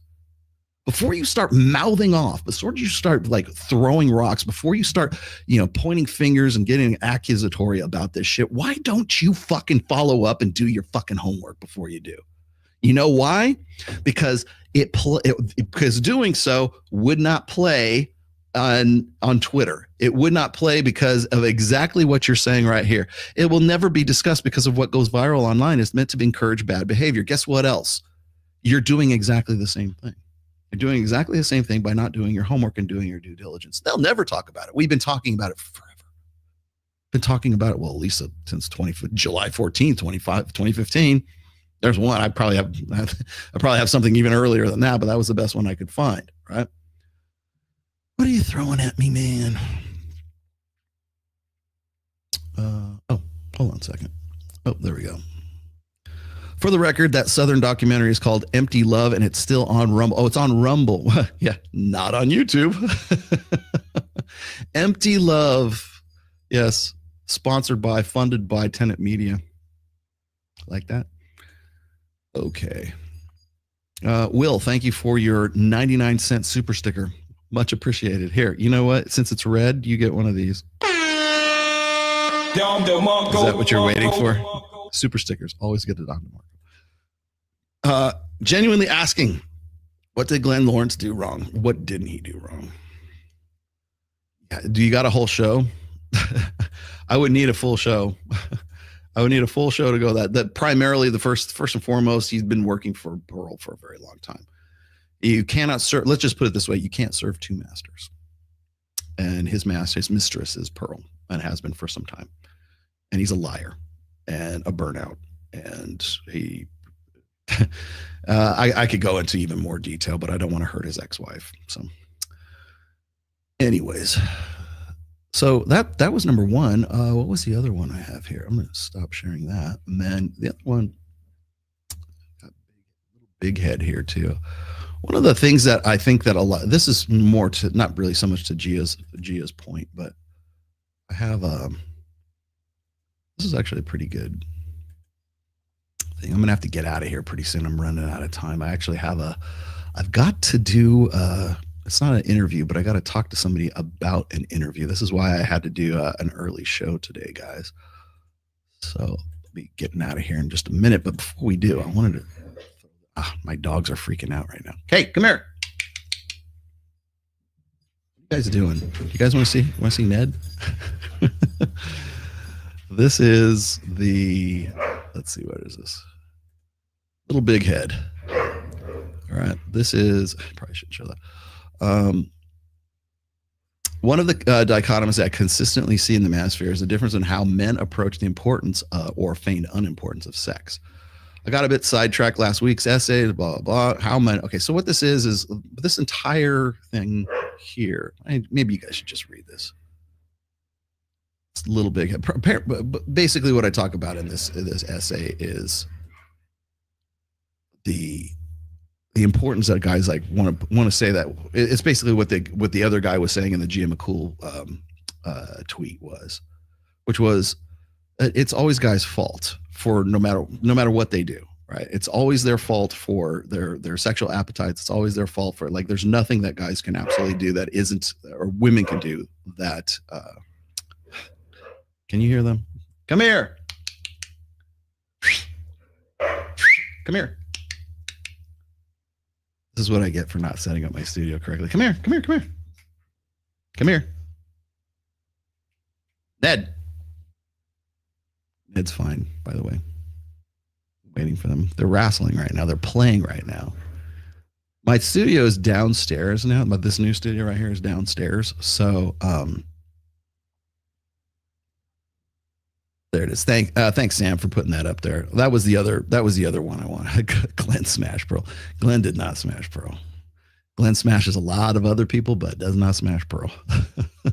Well, not to my knowledge, anyways. Put it this way, I don't see why he would. Yeah. So, anyways, I'm gonna. Funny you should mention that. I've got another camera spot right here. I'm gonna put the new. Come here. Trying to get Anna to jump up here. Come here. Come here. They're all playing. All right, I'll let him play. All right, what does Ned need to do? Stop running around. No, he's good. He's doing good right now. I'll tell you what's funny is, so we moved I'm in this new place right now in Las Vegas, which is not a shithole. Thank you for him. Well, I guess parts of it are. I like this. I like Vegas. I like living in Vegas. There's parts of Reno. There's a lot to love about Reno, and there's a lot to love about Vegas. And then there's kind of like, I was taking Ned to a new veterinarian because now he's done with the specialists and he's done with his hydrotherapy and everything. And so now I have to kind of like find a general place for him to go, just get his nails clipped or whatever. And they did this sort of like, they have to like sort of do a diagnosis or whatever of your dog when you take a dog to a new veterinary clinic. And they're like, oh yeah, we might have to take that leg off of him or something like that, and I'm like, do you know what I went through to keep that leg on there? Like, well, you can fuck right off with that. We're going to have to amputate the leg. No, we are not. We are definitely not going to be doing that. Because he uses it now, and it's still kind of, it's flexy, and like he lost a lot of the, like his it bends back quite a bit, because he lost a lot of tendons in the follow-up surgeries and everything else. So the bone's fine. It's just that it kind of like flexes a little weird, and they're worried it's going to break and everything. And I'm always worried it's going to break too, but he uses it for balance, and he uses it to sort of propel himself a little bit. If he's like on like a soft surface, like if he's on grass or something like that, he's still pretty good. Oh yeah, no. Ned is definitely going to live the luxury lifestyle for a while. He did his job, man. There's no way I'm going to let him get his ticket punched for some fucking Rottweiler. But he's doing good. He's actually, he hasn't had a cast on in months now. Get it off. I think he got it off back in April. And we just been sort of, it's been touch and go. And he got admitted to the hospital for a whole week. And I was just like freaking out because I didn't have my dog for a week, and it was weird. And then I got him back, and he's fine. And so he's doing good. Yeah. Ned will always have priority. I'll tell you, man, another big win was making the decisions I did to keep Ned going. Because, I mean, remember, first of all, he got in the fight. They broke the leg. Then I had them set the leg. They had to put the plate in. He bent the first plate, had to take that plate out, put another plate back in. And at that point, it left a open wound because there wasn't enough skin, because he's a greyhound, right? There was not enough skin to close him back up, at least not immediately. And then they finally pulled out that plate, sewed him back up again, and then refractured it again. And then they went and reset it again. And then they put it back in another a hard cast. And that's the cast he had for a while. And then we moved to Vegas. He started seeing the specialists, and then he went to hydrotherapy and everything else. And so he had the hard cast off, and now he's good where he's at right now. It's not 100%, but I'll take 80. And so everything worked out for the best. And so all of the decisions that I had made, and let me tell you, man, there were some tough calls. I was 50-50 about putting him down on several occasions. And I'm glad I didn't. I win. I win again. Anyways. All right, guys. What do I have going on? Let's see. What is this? I don't have any more in there, do I? What was this, Siege? I saw the chat when Glenn and Pearl met for the first time in your chat before Nick. For Nick's stream. Yeah, I know. He's always had a hard on for Pearl, which kind of was I don't know, that was really sort of the wedge right there, as he decided that he wanted to hitch his cart to Pearl. And like, okay, well, you can either go work for her, you can work for me, but it's not going to be either or. And he decided to go with her. And, they got all pissed off because I'm not working with her. And then here he is, like her fucking producer on fucking Michael Knowles' show. I was like, get the fuck out of here, dude. No, we were doing Access Vegas at that time. We were on our build-up. We were like putting together a really good show, and he wanted to bring Pearl in, and he wanted to use our girls for shows with her. I'm like, you will never, ever put her on my show. You will never bring her in this studio. That was that. And that was the end of that. So, no, he made his decision. So, what are you going to do? What is this? Let me see. It's not that one here. What his rate was when they went to Daily Wire, meaning that he wasn't working for her when he started collabing with you. Well, unfortunately, that changed during that time, because I know for a fact that he was paid. I have people on the inside. I have the emails to confirm that he was paid. So trust me, Siege D, there's nothing you're going to say that's going to make me ever want to have anything to do with either one of those people. Pearl is a shit human being, and Glenn is working with a shit human being. You either work with her or you work with me. That's it. And by the way, if you don't know that about me right now, you should know that about me. And if I have to explain it to you, then what's the point? Yeah. No, I will tell you this, is I think probably people keep asking me, like, what do you think is going to happen in 2025, Rollo? I will tell you this. I don't think I think Pearl's going to fade. She's already fading right now. I saw her on Fresh and Fit, who, by the way, the first thing I told Myron, I said, what the fuck are you hosting this bitch for?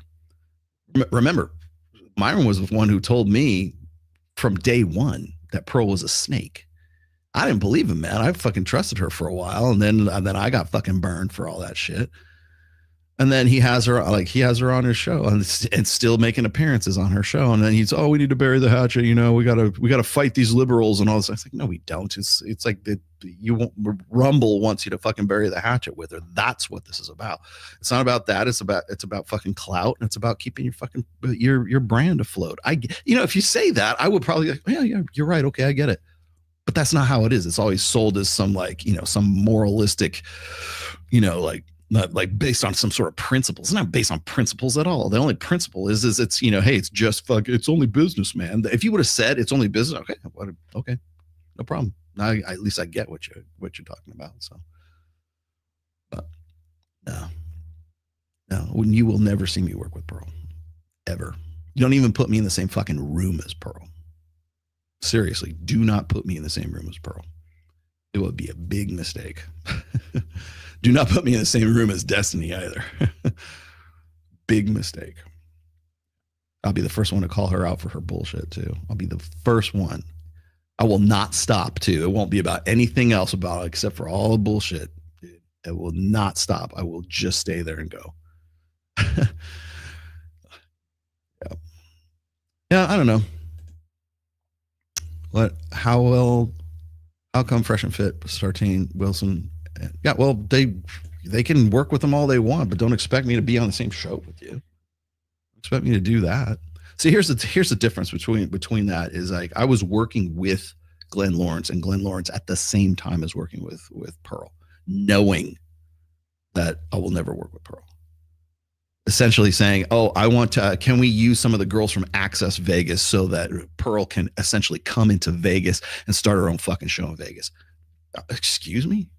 Like the very thought, like the very fact that you would suggest that to me is like, that you want the difference? That's the fucking difference right there. So no.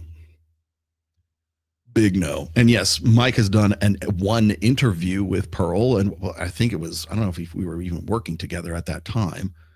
Has he done it? Yeah, but I also know why he's doing it. It's clout, and he'll tell you that he'll openly say this, saying, yeah, it was just because she's a big deal. You know, everybody made a big deal out of her. I don't think she's a big deal. I think she's a fucking snake. She's a liar, and she's a shit human being. The only reason Andrew Wilson and Rachel Wilson are still fucking entertaining Pearl is because they haven't outlived their usefulness to her right now. Ask yourself this: why hasn't Pearl been on whatever podcast? She's never been on whatever podcast. Why is that? You would think that would be, she'd be a big deal. Fuck it, I would want to get, if I was Brian from whatever podcast, I'd want to have him on there. Why not? I told the same thing to Tiffany. Tiffany started doing fucking, Troy Francis. I don't work with Troy. I like Troy quite a bit. I don't have anything against him personally. I just can't work with people who are going to work with her. End of story. I told the same thing to Tiffany. I said, if you're going to fuck with, because this was back when she was with Troy. So if you're going to fuck with Pearl, you're not going to fuck with me. And again, I'm not trying to be a dick. I'm just saying I can't have that co-branding right there. So, yes, of course. He also breathed oxygen too. There you go. Yeah, she is. She really is. She will use you up until the point where she has no more use for you, and then she'll throw you on their bus. Would you like another example? Just look at what happened between her and Miguel Munoz and Charlie from Dollar Cost Cultivate Crypto. Literally goes on their show because she wants to have some of that affiliate dollars and everything else, talks about crypto, this and that. And then guess what? Like literally, like not even a week later, she's tweeting about how crypto is bullshit and crypto is a scam and it's a Ponzi scheme and all this other stuff. And I'm like, I told you, I don't know how many different ways to say it. She's a fucking snake and will throw you under the bus as soon as smile at you. So fuck her. Anyone thinking that, like, I don't know how many different ways to say this. Like, I don't even know why I need to say this at this point in the game. Like, here we are after the election and everything else. I don't even know why I even need to say this anymore. But as soon as you outlive your usefulness, if she can make more clout off of you or more money off of you by throwing you under the bus, she will do so. Firsthand knowledge. I know exactly what it's like, right? Pearl's been on, she has been? When was that? Mike begged her to move to Vegas. When was that? Mike never begged Pearl to move to Vegas. Get the fuck out of here. Mike begged her. He's begging her. He was not begging her to fucking move to Vegas, dude. I will clarify that right now. There was no way he was begging her to move to Vegas. He probably said move to Vegas. Maybe he said that at some point. I don't know. It was long before I was around. So either way, he's wrong. You want me to say he's wrong? I'll say he's wrong. You're fucking stupid. Why would you do again, somebody who doesn't know Pearl's fucking background, dude? Anybody thinking that Pearl is a fucking legitimate player in all this? You just go watch Jubilee, man. Just go watch some of her appearances on her. She doesn't know what watch the Michael Knowles fucking interview where Glenn Lawrence has to bail her out. She doesn't know what the fuck she's talking about. You really want to be associated with that? You really want your red pill to be associated with that? You really want her to be the fucking banner waver for the Manosphere? Really? Because you need to get the fuck out of the Manosphere. Dead ass serious. You need to get out of the fucking Manosphere. Mike was selling her in Vegas. Okay, what? How so? Everybody wants that. He sells everybody on fucking Vegas. Are you kidding? He sold me on Vegas. I moved here. She did, and I did.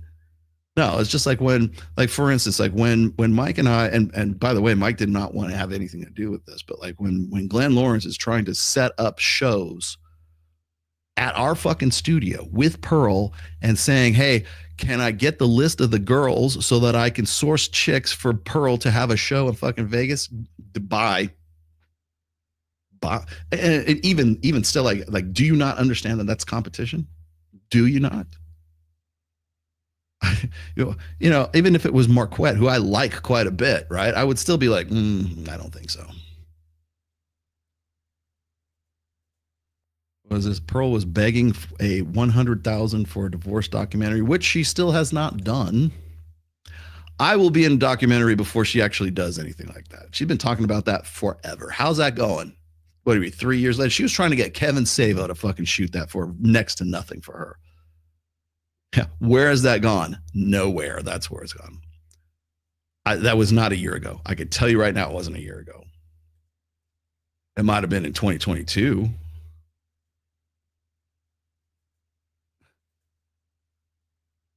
Pearl has been on whatever. I don't think she has.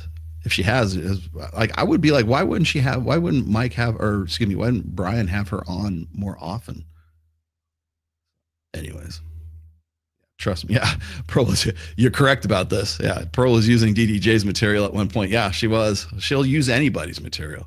Shit, she couldn't even remember Aaron Clary's name. She's like, oh yeah, I know this actuary. You mean the guy who wrote the Book of Numbers? You mean the guy who wrote, you know, like God knows how many different books? She just simply wouldn't use his name. Either that or it slipped her mind. She will use anything that seems like she's got a fucking original thought. She doesn't. She is a fast follower. She's not an innovator. She has no business. Like even if I didn't have a problem with her, she has no business being in this space. Because she doesn't know what she's talking about. She'll say, she'll has said this a million times. She's a fucking entertainer. That's what she is. May 21st, 2023. Okay, I'll look that up. I didn't know that she was on there. Must have only been once, right? Why would she not be on there? Yeah, the 5 iron rules from Pearl. Yeah, the 5 iron rules of Pearl Davis. There you go.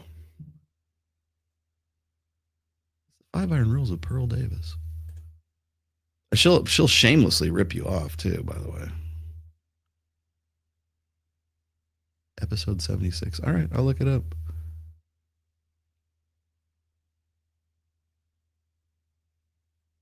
What's that? That's why Myron and Tate are more subversive than whatever she's saying or doing. Yeah, because she doesn't know what she's doing. You know, it's funny, as I remember seeing, she was on Jubilee. First time I ever saw her on Jubilee, she was on there with Sydney Watson. And Sydney Watson is no fan of the Manosphere, but like they were talking about like masculinity and femininity issues and was on Jubilee. And Sydney Watson had her shit together more than Pearl does. You had Sydney Watson correcting Pearl on the shit that Pearl couldn't remember. I've sent clips of Pearl on whatever podcast to you before. Oh, yeah, I'll have to see them. I have not looked at those. How come she hasn't been on? She was on there once, though, right?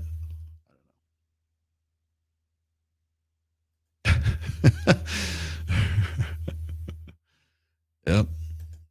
Yeah, I've been on whatever podcast once. Well, how come I haven't been asked back? Although I shouldn't say that. Brian has asked me back on a couple of occasions. I just like for logistically, I couldn't get there. I like Brian. I do like Brian. I would go back on whatever podcast if you asked me to again. I didn't think it was bad. I think that they've kind of like made it into sort of this circus, though. But I mean, I guess that if that's what works, that's what works. Twice. He's been on twice. I've been on once. Justin Waller's been on twice, 3 times. Yeah, that whole thing. Only once. Okay. I'm trying to look at the other ones here.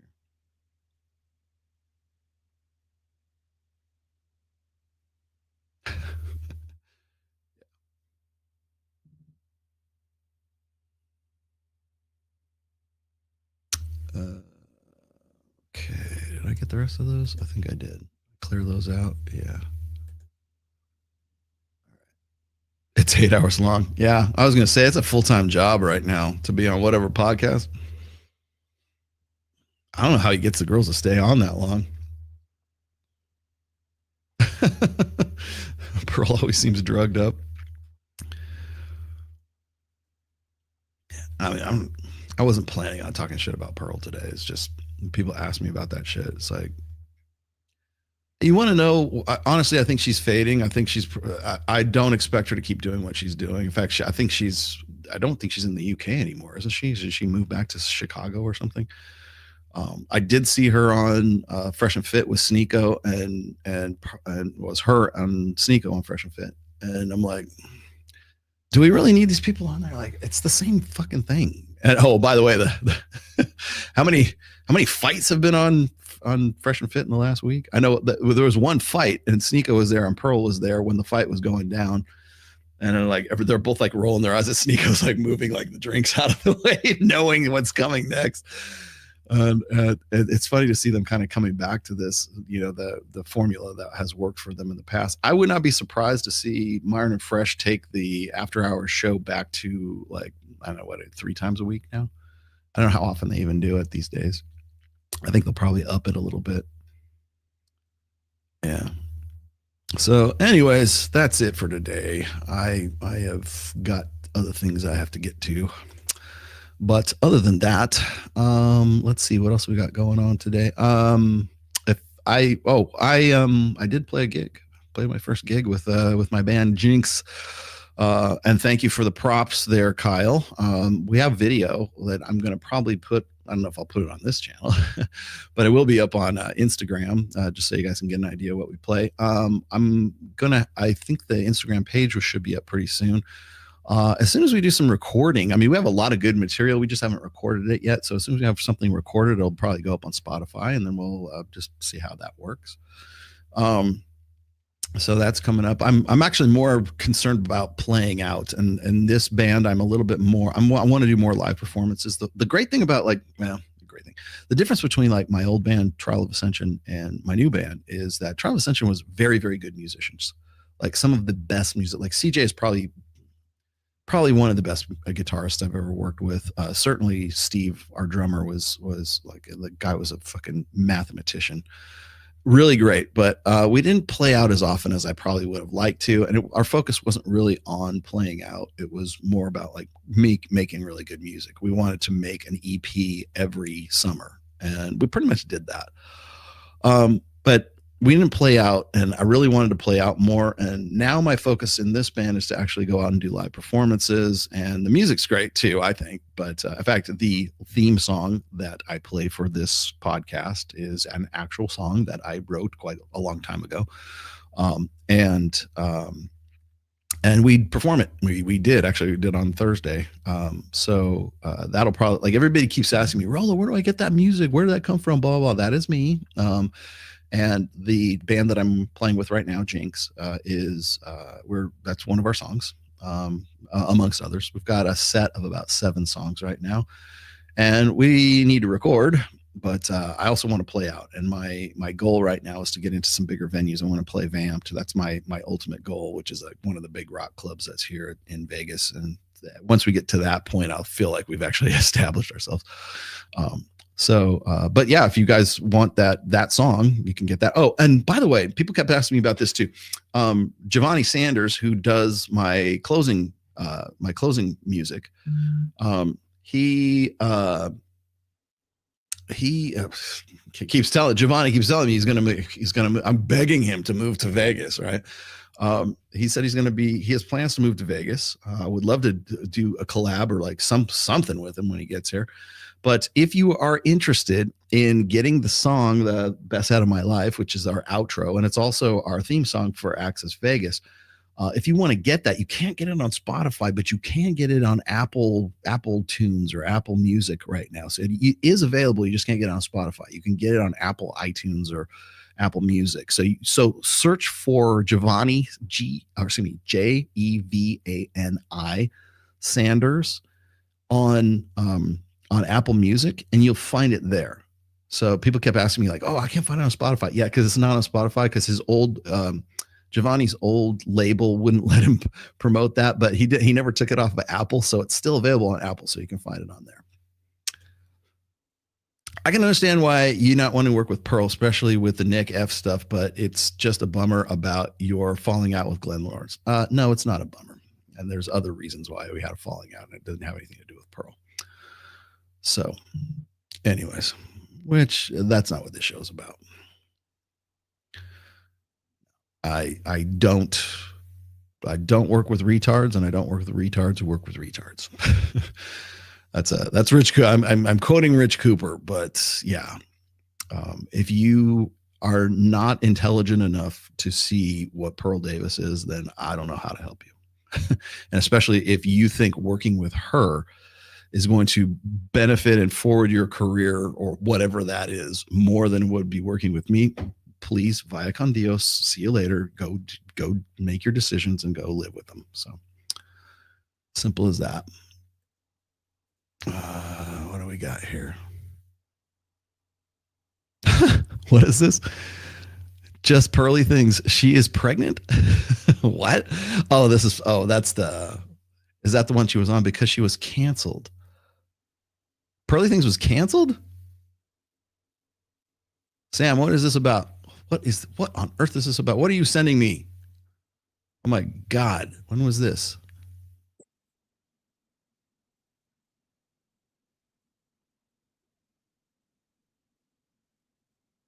It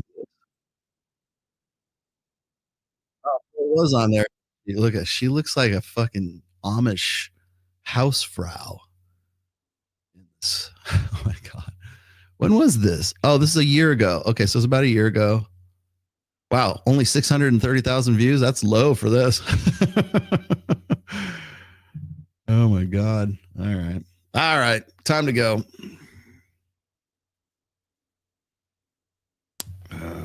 I have to go and review this. You're going to make me review this, aren't you?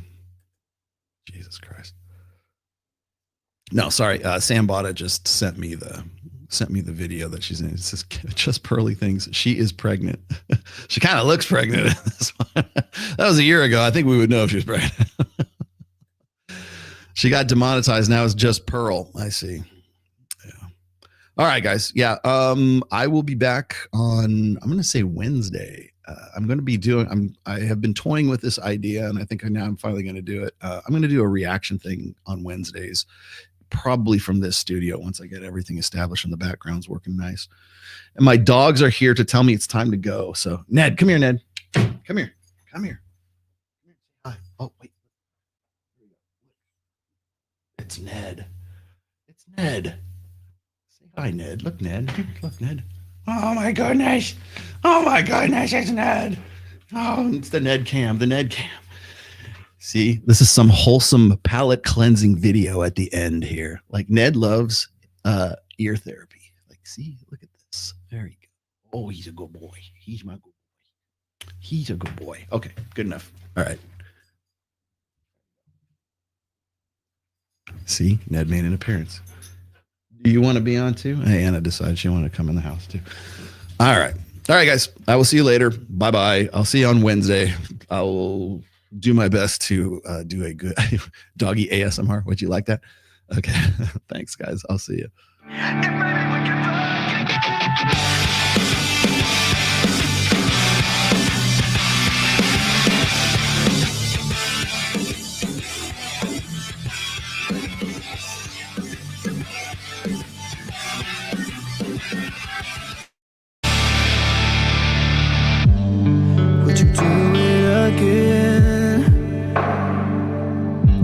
I need to feel you on top of me. It was my first time, but I was just a kid when we met and went to bed. It was my first time. What do you expect from me? I'm breaking up the rules now in the game. I've got some new tools. Please do the same. Time came by when ain't nobody got time for like a matchbox stereo. Time to get my thoughts now, let go. Bound to keep me up all night. But maybe we can fuck again, and maybe things are different.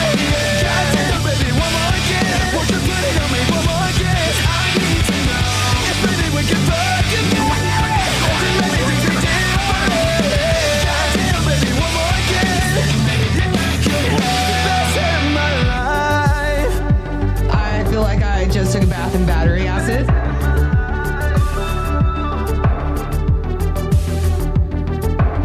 Now we're fucking in the bathroom, tearing up everywhere. While I got your hand, while you're screaming my name. Finish her. She was swinging in the bedroom, whole time stopping and stopping with her head, like she's calling you Kelly. She's not a Christian. Why me? Ride me up and down like a pony, turning up my song, getting messy, working up and down on your body. Why me? Ride me up and down like a pony, turning up my song on your body. Baby, we get down to it all night, but maybe we can fuck again, and maybe things be different. Goddamn, baby, one more again, won't you put it on me one more again? 'Cause I need to know, and maybe we can fuck again, then maybe things be different. Goddamn, baby, one more again.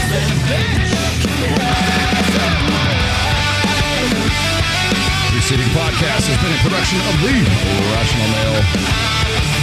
All rights reserved. 2024 registered trademark. Guys, please join reignitealpha.com and don't steal nerd stuff.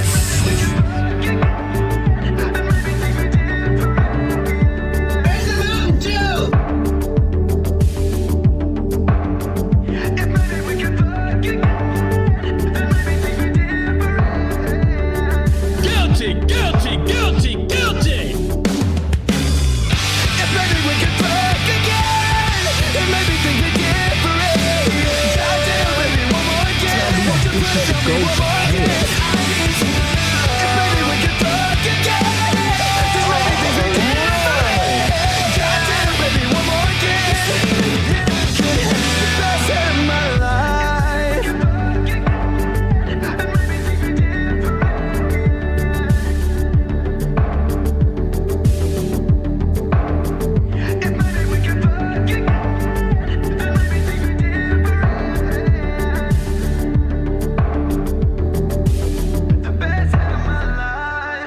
Like, man, well, sometimes you don't get no hoes, man.